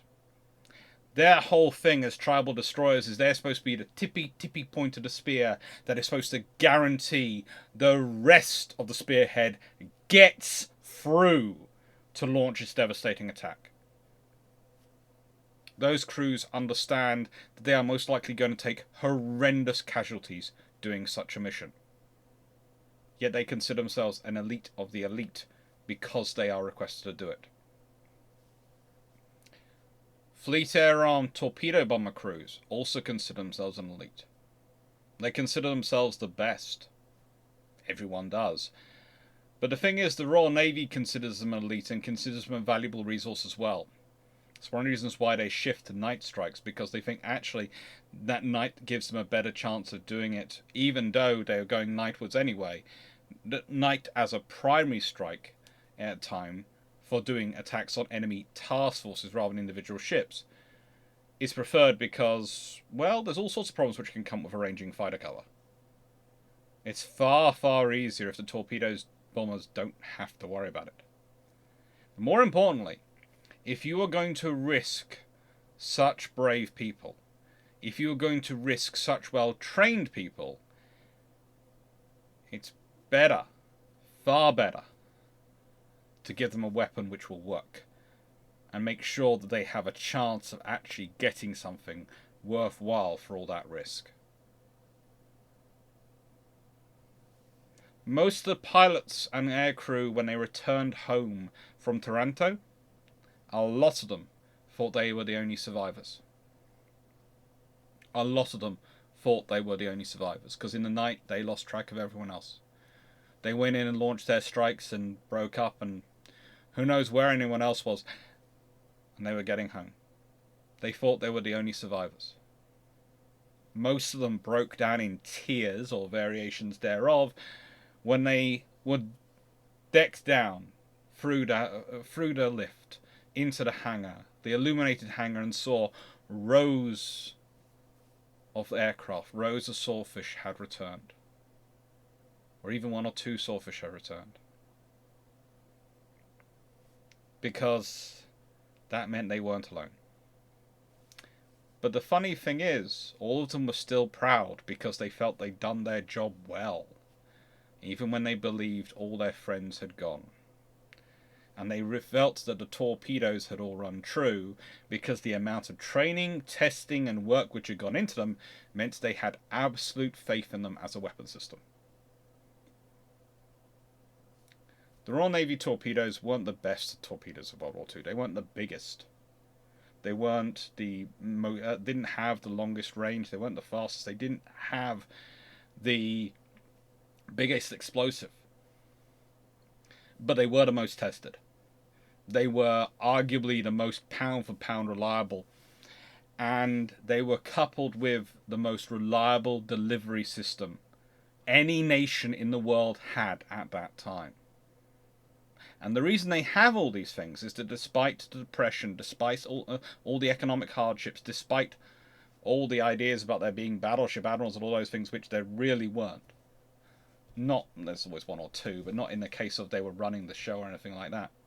Despite all that, the Royal Navy was obsessed with making sure no one ever hid in harbour away from them ever again.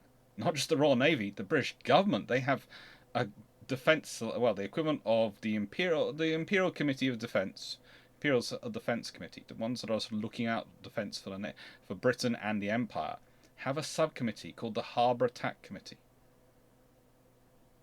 All these things are building in to making sure this takes place. It's no accident these things happen. It's intent from the very beginning. For all the tribulations. Anyway, let's get back to normal procedures, shall we? Slides are back. I prefer with slides. while I've got this in my hand, I should probably also add in something else. The important thing for the Royal Navy for doctrine as it's developing becomes, of course, the range of strike aircraft, the range of reconnaissance aircraft, in terms of how far away they can spot a target, how far away they can monitor an enemy fleet, how far they can reach. But the other factor that goes into this is when you start thinking about torpedo attacks and you're thinking about strikes at night, is how far it can effectively operate at night. Now, why is that not necessarily the same thing? Well, the reason the Royal Navy's carrying observers, they're carrying all these extra people, they're carrying the extra gear, is because of flying at night. Again, the aircraft needs more gear. You've got the beacon receiver, you've got all the various survival items, you've got all sorts of systems you're adding into your aircraft to make the night strikes operational. So, whilst an aircraft might be longer range, it might be shorter range than a counterpart, when we're doing comparisons between nations about aircraft ranges, what matters is how well does that range facilitate their doctrine.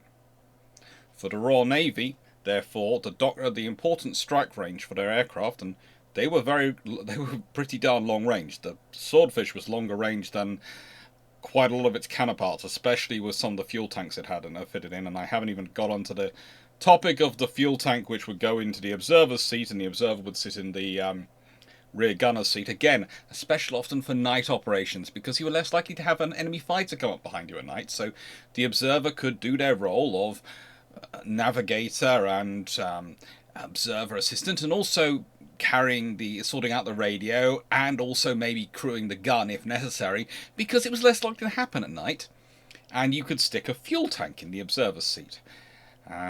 Just a small note: the aircrew like that, the observers who had such a tank fitted during the Taranto attack, were, because of the way the tanks were designed and the way the capsule was designed that held the rear cockpit of the Swordfish, were waist deep, or rather definitely knee level deep, in aviation fuel whilst going into the Italian defensive bombardment. Just a small point about their bravery, going into AA tracer fire waist deep in aviation fuel. Not sure what the Royal Navy put in the water of their personnel in 1938 to 1946, but I'm fairly certain, I hope they don't still have the formula, because that seems to make them all us all very interesting as human beings, and very, very brave. But range matters, and the Royal Navy wants to do a long-range strike. It's, and again, another idea of part of their offset strategy using aviation. If they can hit you further away, if they can break up your strikes further away, as already discussed, I think already discussed. If not, I'll get into it in a bit. The more they can do that to you at range, the greater advantage they have when fighting you. The entire Royal Navy philosophy is to using aviation is really to take the enemy's strength and break it up so it becomes manageable. So no matter what strength they are bringing to fight, it doesn't matter whether it's the full fleet or just a small portion of their fleet, they will be able to overwhelm the enemy at the point of contact. And that's where a lot of these aircraft come in. And this generation of aircraft, it always amazes me the fact that 2 of them served the whole length of the war.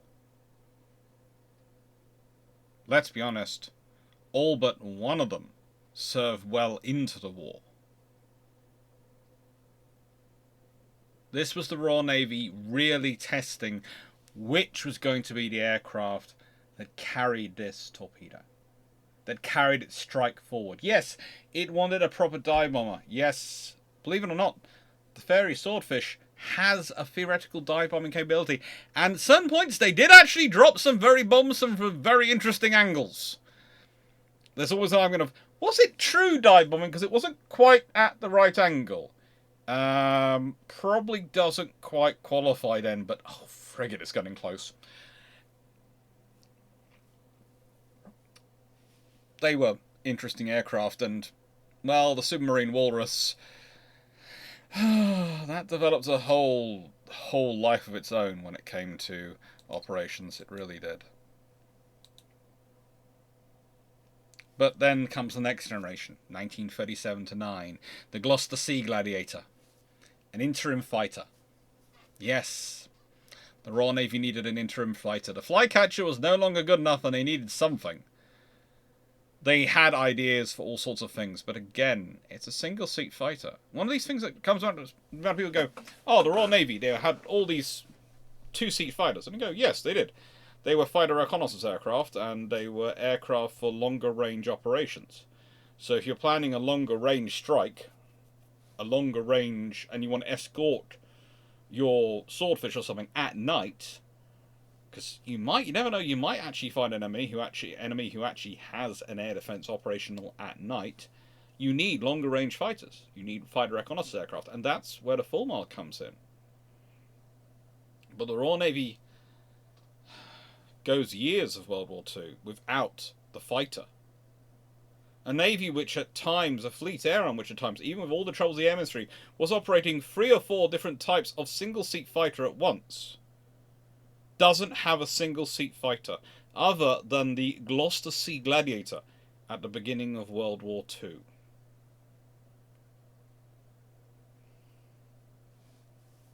And it's all because their last period, when they're getting the transition control from the Air Ministry to the Admiralty, and all that's going on because in 1937 there's an INSCIP award. Basically what happens is a government minister is sent to investigate the position of the Fleet Air Arm. And he has a conversation with some officers from what would be sort of Fighter Command. He has some conversation with some officers from Coastal Command. He has some conversation with officers from the Navy, and then he has conversations with officers from the Air Ministry and the Admiralty. And he wanders around. He finds it very interesting because the Air Ministry basically say that in a future war, their plan, especially for the war in the Far East, which was considered a high priority one, would be to load up the aircraft carriers of all their aircraft, send them out first, then have the carriers come back and load up the Fleet Air Arm aircraft, because that's the only way they could get enough aircraft to the Far East because of their range and the issues with trying to fly them all out there.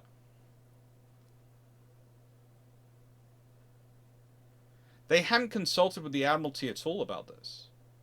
This was their entire war plans for the Far East. And he asked them about their war plans for the Middle East. And they're much the same, or war in the Mediterranean. And then he's listening to Fighter Command, who's talking about fighters being a defensive capability against bombers. And he's listening to the Admiralty talking about the necessity of aircraft as part of the fleet. And he's honestly turning around to the Air Ministry and asking them how they're going to accomplish this. Their point is they're in charge of all the officers. Now, admittedly, that particular person and particular conversation, that person doesn't stay in the Air Ministry long. And they're not really representative of the Air Ministry, but they are, as an organisation in many ways, but they are representative of a certain kind of group within that. And all political wings of armed forces can end up with people who really do not think at all about any other service other than their own. And in this scenario, what was the fleet supposed to be doing once aircraft carriers were playing aircraft ferries? They couldn't do anything. And so the order went through for transition. And the Admiralty would get full control of the Fleet Air Arm back. And it was well past time. The Fleet Air Arm was no longer indivisible to the strength of the Royal Air Force. It was no longer an essential component to the overall strength of the Royal Air Force. The Royal Air Force could no longer claim it couldn't survive without the aircraft and command positions that the Fleet Air Arm provided. It was big enough, it could go on its own. But the trouble is, you have aircraft coming in this generation. You have aircraft which have been ordered and in the process for about 3 years. You have the Fairey Seafox. That's an interesting and very useful little plane. In service 37 to 43, shipborne reconnaissance plane. Basically, the smaller cruisers. she could take over from. The ones which used to have Ospreys. And you had, well, the Gloucester Sea Gladiator, which was the interim because the fighter order was just going nowhere and they were restarting the fighter program. Mainly because the Air Ministry in the transition, some of them started playing issues with engines. This is our engine. You can't have that. There was various comments about the Taurus and all sorts of other things about why didn't the Royal Navy use this engine or that engine. And honestly, sometimes it's literally because that engine that you would think they should be able to be used has been all the production and capability of this engine has to go to Air Ministry aircraft. It's been assigned. It's been agreed. We have everything. It's a silly, silly system. Even engines which the Royal Navy placed orders for. The fleet, when the 5th Sea Lord and etc. position is all stood up, and the 3rd Sea Lord had ordered them before, even the 5th Sea Lord was stood up, still some of those engines are taken. Because they need it, and it's needs of war. But the thing is, it's kind of annoying for the Royal Navy, because the 2,000 horsepower engines were about the level at which the Royal Navy was going to start getting back aircraft which were going to have the power to weight ratios to match him with land-based aircraft. Which was important at the time. And is important to this day, really.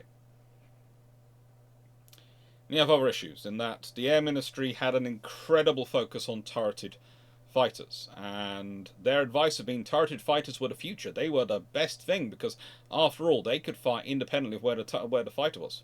So they were brilliant. And the Royal Navy is already developing the Blackburn Skewer, which is a fighter dive bomber technically, because they aren't supposed to develop a dive bomber. It's like they're not supposed to have a dive bomber sight. Turns out, somehow, Vickers has the same company which has so many contracts with the Royal Navy.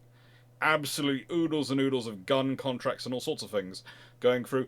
Has managed to find the money to completely develop from scratch a dive bombing site, which is actually one of the most accurate dive bombing sites ever designed. This is one of the strange things about the Skewer. Engine-wise, it's not powerful enough, it's not fast enough, all these things, but as a dive bomber, it's one of the most accurate dive bombers ever put into service. It's really, really good, and one of the reasons for that is the Royal Navy were designing it to be, wanting it to be able to take part in night operations. So it needed to be very, very good. Anyway, they took the Skewer, which of course would not last long in service. It was pretty much out of service 41. And they added a turret onto it. And that came the Blackburn Rock. It was not good. It did not last long in service. In 1940, when the Royal Navy is chronically short of aircraft, there is honestly a debate over whether or not to get rid of the Sea Gladiator. There is a debate over it. The fact that they've been doing as well as they have been over Malta and various other places is giving a strong argument to maintaining them. That's this aircraft. The concept of getting rid of the Blackburn Rock doesn't even warrant a discussion. It's gone. It's been proving that much of an issue. It's a nice idea, but honestly, it's an idea before its time. It's a fire and forget missile idea. It works in a fire and forget missile. It doesn't work in a turret attached to the aircraft. Doesn't work. As much as we'd like it to, it doesn't.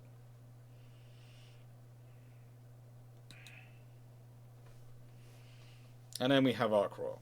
And we have the Illustrious class. So they've got the aircraft coming. They've finally got a dive bomber coming. They haven't got a fighter, but they have plans for that. It never got finished. It got cancelled.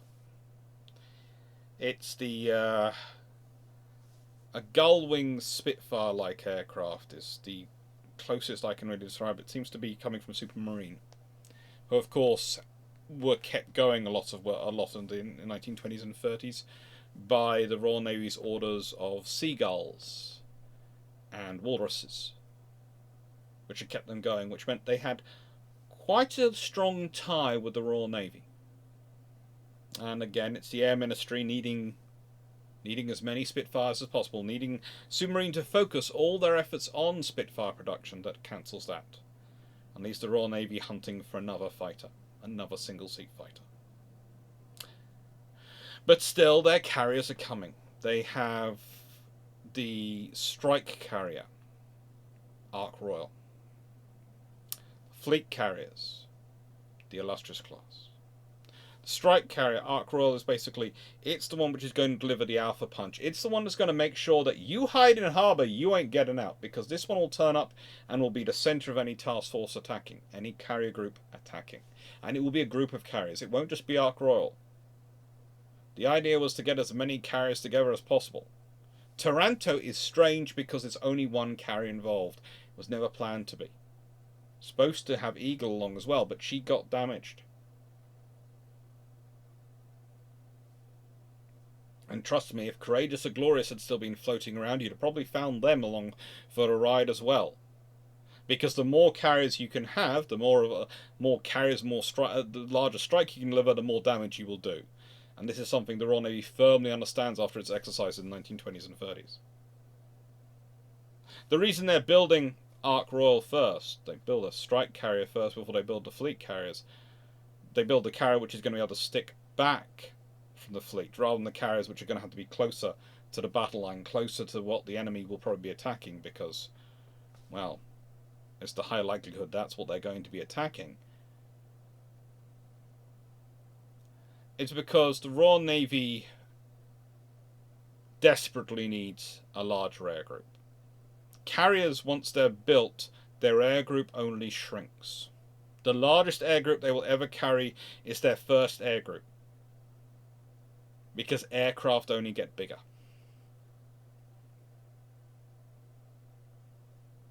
The aircraft of the first generation of aircraft they carry will be the biggest air group they will ever be able to fit. Any generations after that, if they're equivalent aircraft, i.e. they're fighters or torpedo bombers, it will just shrink.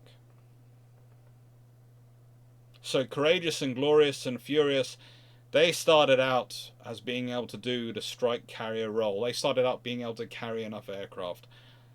By the time we're approaching World War II, they are down to fleet carrier numbers. Honestly.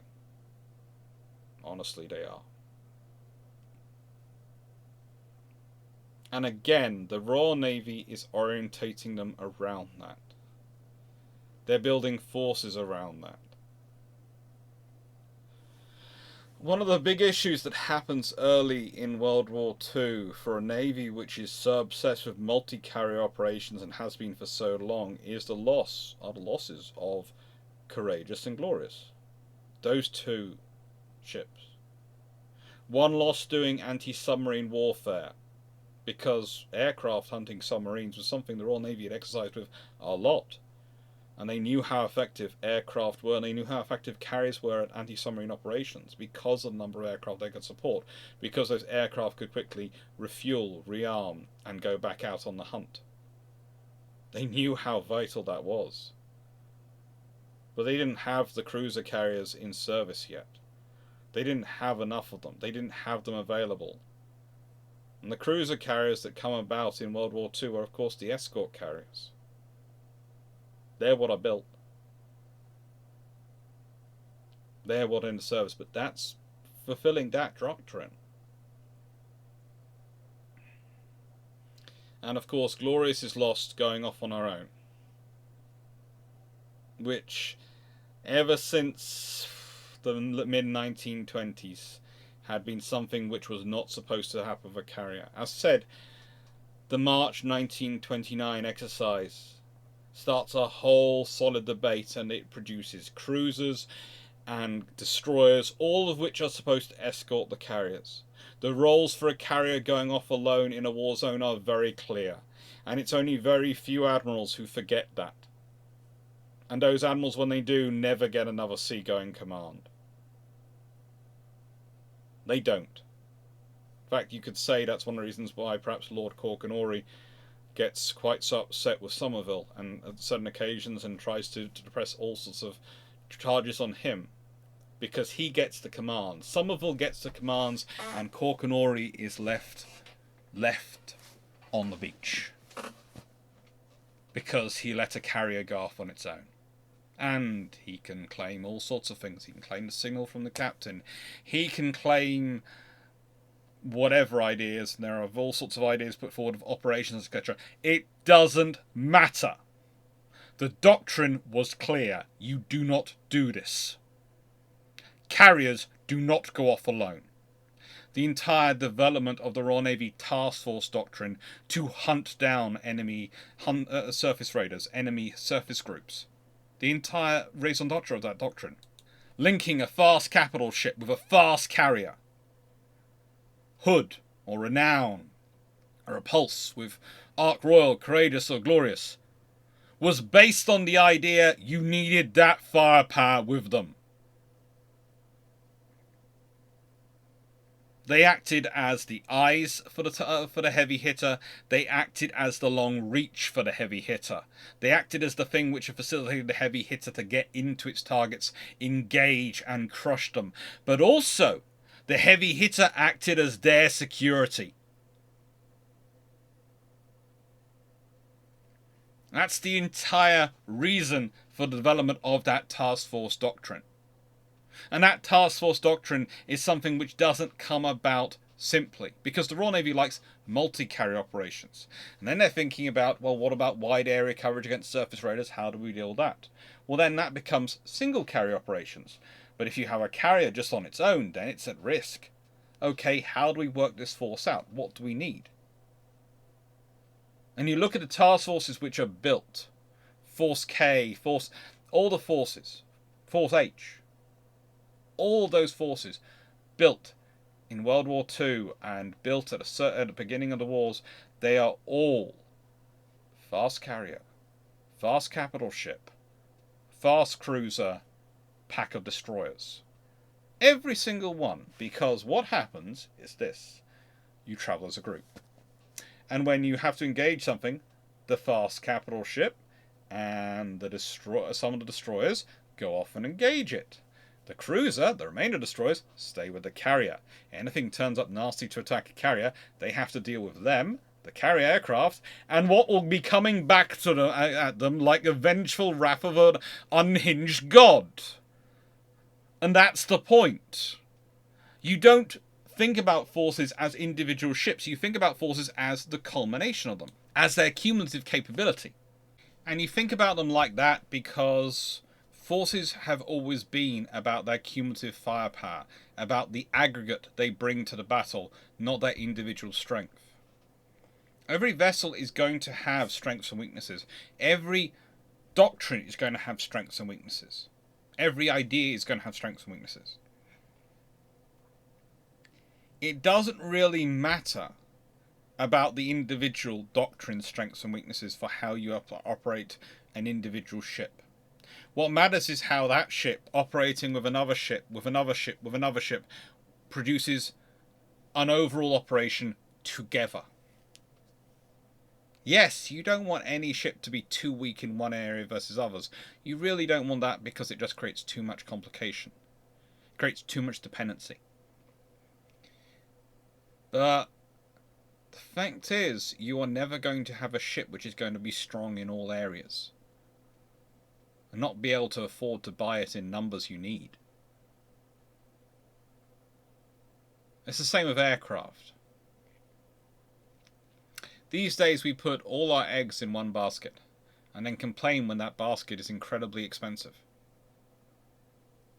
The Royal Navy was very much leaning towards that in the run-up to World War II. But they were leaning up in the run-up towards it because they needed to be able to logistically sustain and support aircraft on the other side of the world. Having one type of aircraft as a torpedo, spotter, reconnaissance. One type of aircraft as a long-range fighter / dive bomber. Fighter, reconnaissance, dive bomber. And one aircraft as a fighter. And one aircraft as your shipborne aircraft. Well, that gives you only 4 aircraft to support. And they had tested a lot more than 4 types of aircraft. And they'd run a lot more than 4 types of aircraft at once, so they knew the issues with running many more types of aircraft, but they wanted to make it as easy logistically as possible. So British Naval Aviation Doctrine in the 1920s and 30s, what does it boil down to? It boils down to a firm understanding of the weapon systems they have, brought through testing, a lot of testing. It comes down to a firm understanding of the geographical strategic weakness the British Empire brings with it. A huge maritime empire, a sprawling trade nexus that needs to constantly be patrolled, protected, and propped up to keep it going and keep it safe and keep it moving. Because ultimately your security rests on your financial strength, and if that commerce shuts down or starts to be delayed or has to rise massively in costs, your commerce is going to weaken and your economy is going to weaken a lot. And finally, there's a real understanding of the fact that they might be the strongest navy in the world. And they are in the 1920s, 20s and 30s. I know treaty says they're equal to the Americans, and that is true, but US Congress means that they never are equal in strength. I'm sorry, I don't say this to upset the Americans. I realize there are some of you who find it very annoying when I say this, but it cannot be overstated more often enough, because it needs to be it's part of the British psychology and understanding their position. They know the Americans can be equal to them in strength. They also know the Americans aren't equal in terms of strength because of Congress. And they realize that more often than not, them and the Americans are probably going to come out on the same side of most issues. There's a problem with that, though. That means that in any initial conflict where the Americans might join with them, they are going to have to bear the initial part of it. And in certain parts of the world, they are going to be outnumbered. They only have the home fleet in the home waters. They have the Mediterranean fleet in the Mediterranean. There is no third fleet. Remember that jewel which Jellicoe had promised for the Far East, for the Indian Ocean, a third fleet.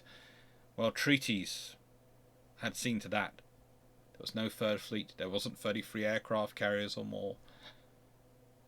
So whatever was there would be fighting outnumbered and probably not without support. And would have to hold its position. Hold its position until support arrived. And so this gives them an idea of fighting as the underdog. They might be the largest navy in the world, but they do not act like it or think like it from a doctrinal purpose. They always presume they'll be fighting outnumbered locally. They'll be fighting outnumbered locally, outmassed, outgunned.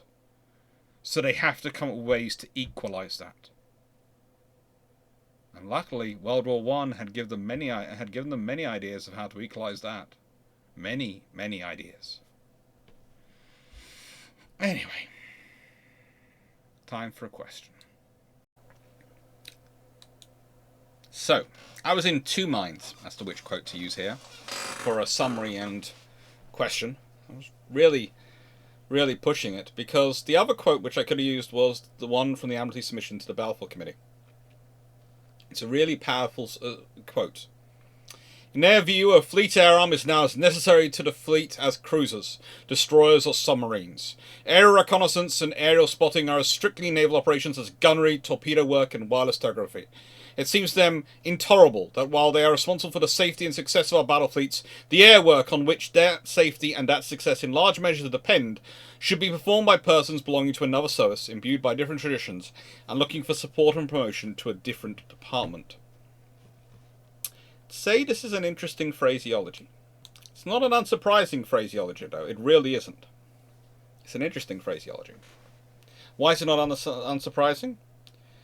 Because whilst the Navy had wanted the fleet air arm back because they wanted to have control of their own procurement, they wanted to have in many ways, direct connections between them and the companies about aerial engineering, aircraft engineering, the future of aviation, and so they could better control and get the information because it was coming to them so synthesized. I explained the process at the beginning that the requirements would go when there's a rear admiral aircraft carriers, or from them, it would go from them to the Admiralty, from the Admiralty to the Air Ministry, from the Air Ministry to their engineering teams, to the companies, theoretically. Now, yes, the rear admiral aircraft carriers did actually have the power to bypass that, but whenever he did bypass that, the Air Ministry would get upset with him. The Air Ministry would get incredibly upset. They would treat it like it was almost a declaration of war if they got wind of it.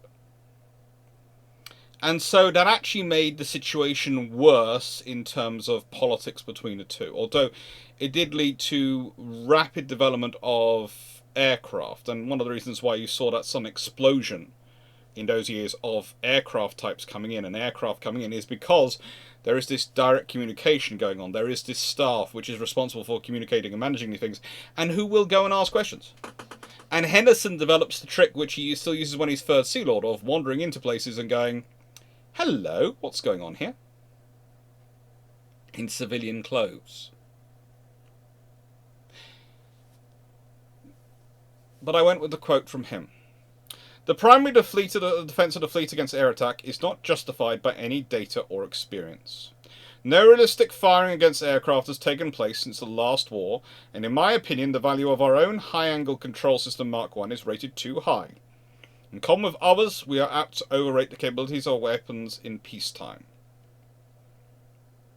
When the Third Sea Lord, and he was Third Sea Lord at that point, says this, it's something. He said as a Rear Admiral aircraft carriers in 1932. He does a similar quote when he's Third Sea Lord.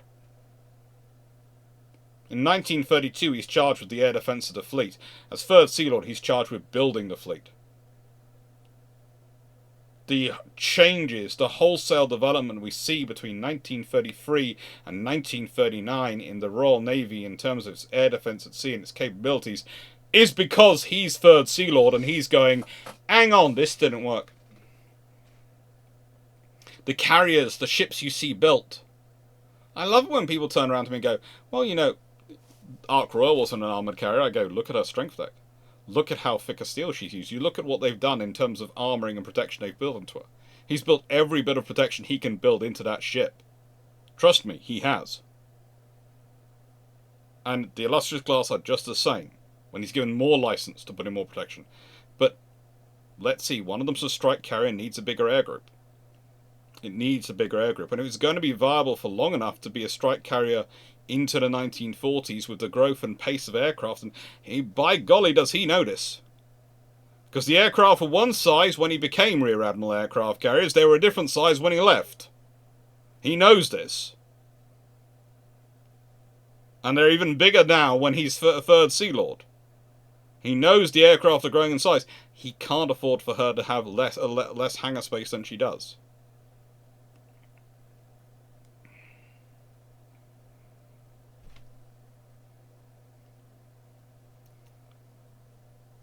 The reality of the British position, I would argue, is in many ways, if we go back to that original paper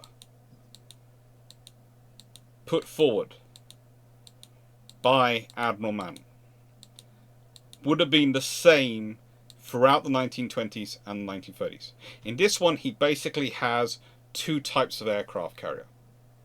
Pretty much the divisional aircraft carriers and fleet aircraft carriers would have been the same size, same roughly role, but, you know, slightly different air group orientation. It's a tailored air group to their role, but they're the same size, probably the same class of carrier, in Madden's mind.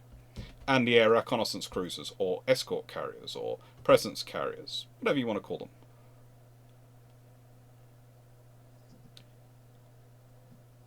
Their duties, their purpose, Well, it becomes very simple once you start looking into it. One's about providing the fleet duties, and one's providing about the presence duties and the wider duties. And the thing is, the air reconnaissance cruisers, the air escort carriers, whatever you're going to call them, the plan is for them to be used for a lot of other things. A lot of other things. They're planned to be used for presence missions, for supporting cruiser operations around the world. They're planned to have a lot of them off doing those duties. So whilst you would have probably 24 large fleet carriers in this scenario, 24 large fleet carriers, you probably have the same number of smaller cruiser carriers in the fleet as a whole.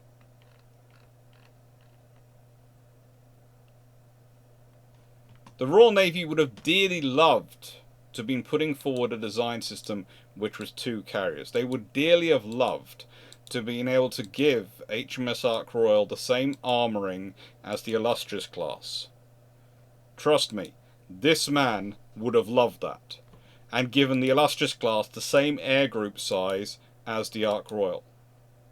But you had a treaty system, and you couldn't get both. You could either have safety, survivability, at least, or you could have air group. You couldn't have both. And the Royal Navy needed both, so what they did was, well, instead of 2 types of carriers, they got 3 types of carriers on their books. And to contrast the Ark Royal, which entered service before the war, you have the Illustrious class, which actually displace more than the Ark Royal does, but carry a smaller air group, but is a lot more survivable. A lot more survivable. The primary defence of the fleet against air attack is not justified by any data or experience. No realistic firing against aircraft has taken place since the last war, and in my opinion, the value of our own high-angle control system, Mark I, is rated too high. In common with others, we are apt to overrate the capabilities of our weapons in peacetime.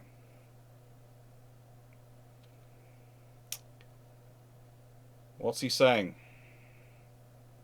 Well, it's quite simple. He's saying we haven't had a war yet. We've spent all this money, we've put all this effort into this technology. We know everyone else is, and no one has any idea if it works or not. No one really knows, because the trouble with exercises is they're set-piece formulas. I have talked before on this channel about the problems of the false positives with anti-submarine warfare, because the submarines couldn't work outside of a box. You knew roughly where they were, so actually using a fleet carrier for ASW didn't work out that bad, and most of the time they were okay. I talked about how in exercises, and you saw when we talked about Exercise MZ, the aircraft focus in on the high value targets. They go after the carriers, they go after the battleships, because those are the cool targets. Those are the pride of the fleets. Those are ones that are going to get them points and, status when they take them out. But in wartime, when you're being fired at for real, you go after whichever target you can get. You don't care if it's a picket destroyer or a battleship. You go after what you can get, drop your bomb and get out of there.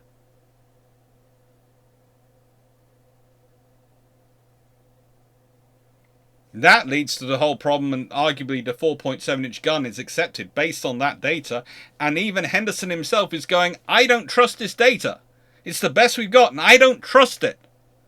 It's the best we have. We're making decisions based on it. These are decisions which are filtering into all our systems, and I have to argue based on the data we have, and I do not trust this data.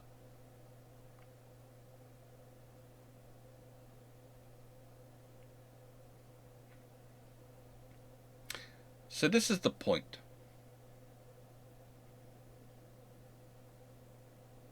What can you do?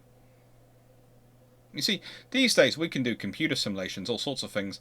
We can chuck people in and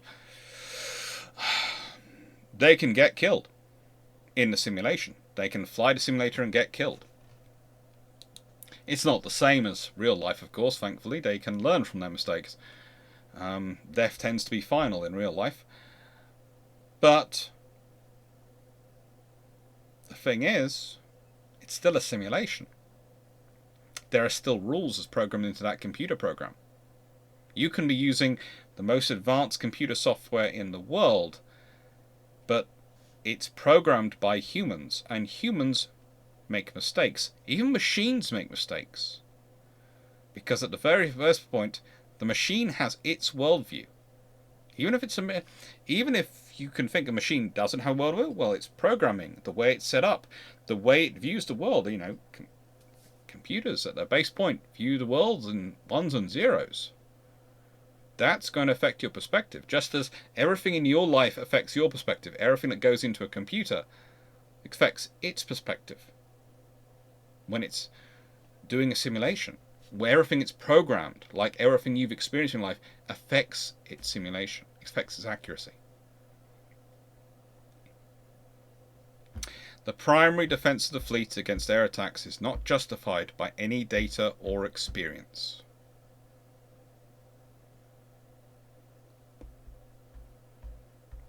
This is a man who fought and set up the entire convoy war of World War One, made the entire case for the convoy war in World War One, based on data and experience, hard data and experience he collated and pulled together.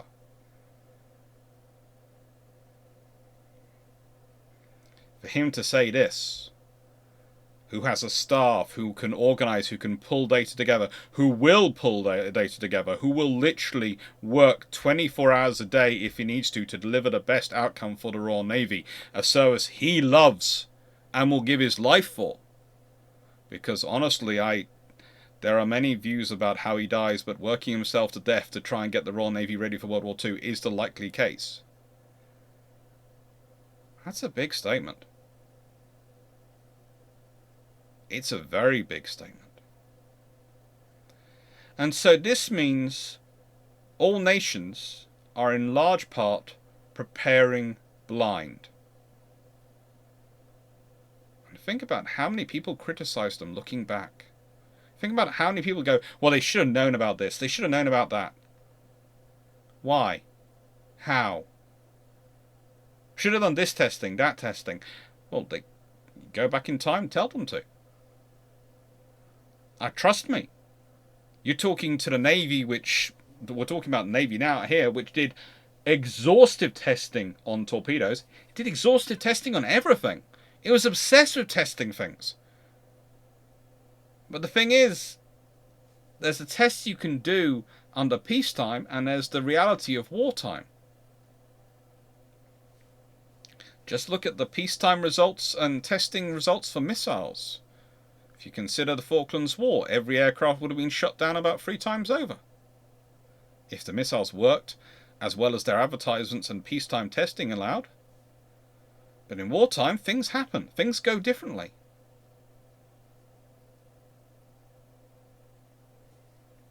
So today's question is this. The Royal Navy prepares a doctrine of naval warfare, naval aviation, which is based on proactive defense, which is based on night operations where possible to strike at the enemy, which is based on long reach. I know I haven't discussed this as much as I possibly should have done in it, but basically the whole way through, those aircraft have been growing in reach and range, and that's been something the Royal Navy's been very concerned with. Range of strike, range of capability, range of effect.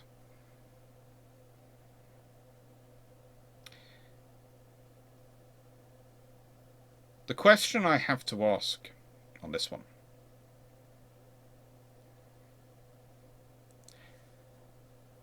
is a simple one, really. What do you think of it as a doctrine? It's not perfect, please. If anyone writes it was a perfect doctrine, then I'm sorry. I love you, but for loving the Royal Navy so much, but it's not the case. It's not a bad doctrine either, in my view, but I'd like to hear what you think of this doctrine.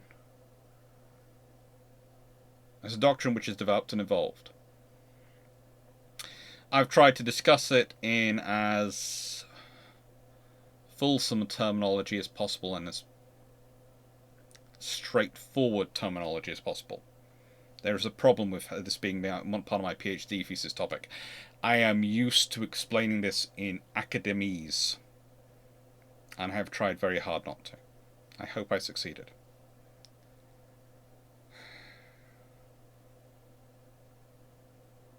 But what do you think of the doctrine?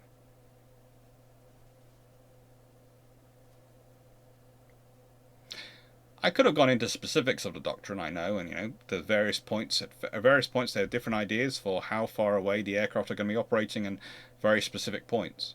I didn't want to go into that because those things change as the aircraft operational capabilities change. As they take advantage of them. But maintaining a reconnaissance screen, maintaining a tab on the enemy fleet, maintaining an idea of where they are so you can guide in a strike, that's a constant. That's a constant concept from pretty much the first aircraft onwards. Why? Because that's why they're going for so many reconnaissance spotter aircraft. I've said before when discussing the beginnings of naval aviation, it was all about information. Well, if you look through here, as has been shown the whole way through, a constant has been reconnaissance and spotter aircraft. In fact, they're almost more common than any other type of aircraft in terms of turning up on the screen to talk about. They have been a constant from the very beginning. Because information has always been a critical thing for naval aviation.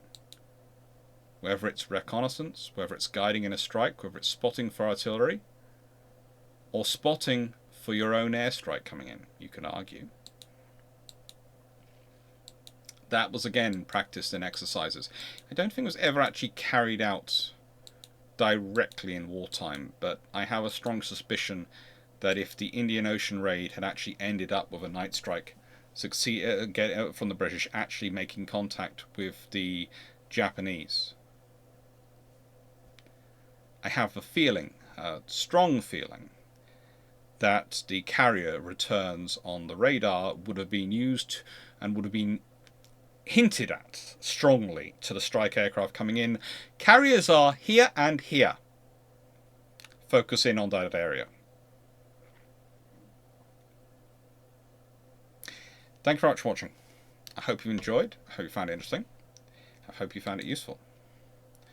I always worry with these ones because I might end up having to do a part 2 because I've completely flubbed it, not giving you not done it well enough. But I hope I've done it well enough.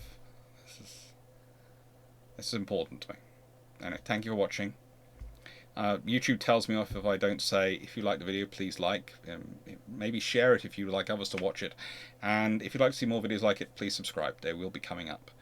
And if you want to support the channel, well, everything in this history stuff is actually done thanks to your support. So Patreon, Ko-fi, and Patreon and Ko-fi I think are up there, and membership of the channel, which gives you very cool emojis, are all down there. Patreon allows you to suggest topics for discussions on the Thursday Night Lives and the Saturday videos. Usually I do at least 2 Patreon videos a month. So we've got next week. Pre-World War I naval aviation. Beginnings of naval aviation I've discussed, but I want to go into the actual detail of what they're looking at in setting up in pre-World War I. And it's going to be some of the actual details.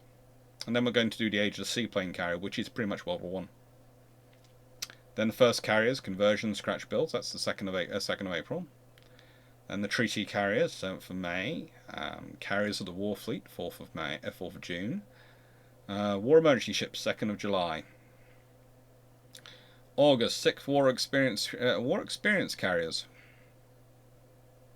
September 3rd, super carriers and specialists. October the 1st, war is over, war has just begun. The current carrier generation. And November the 5th, never built carriers. Then it'll be the Christmas season at some point. Thank you very much everyone for watching. Hope you enjoyed and take care.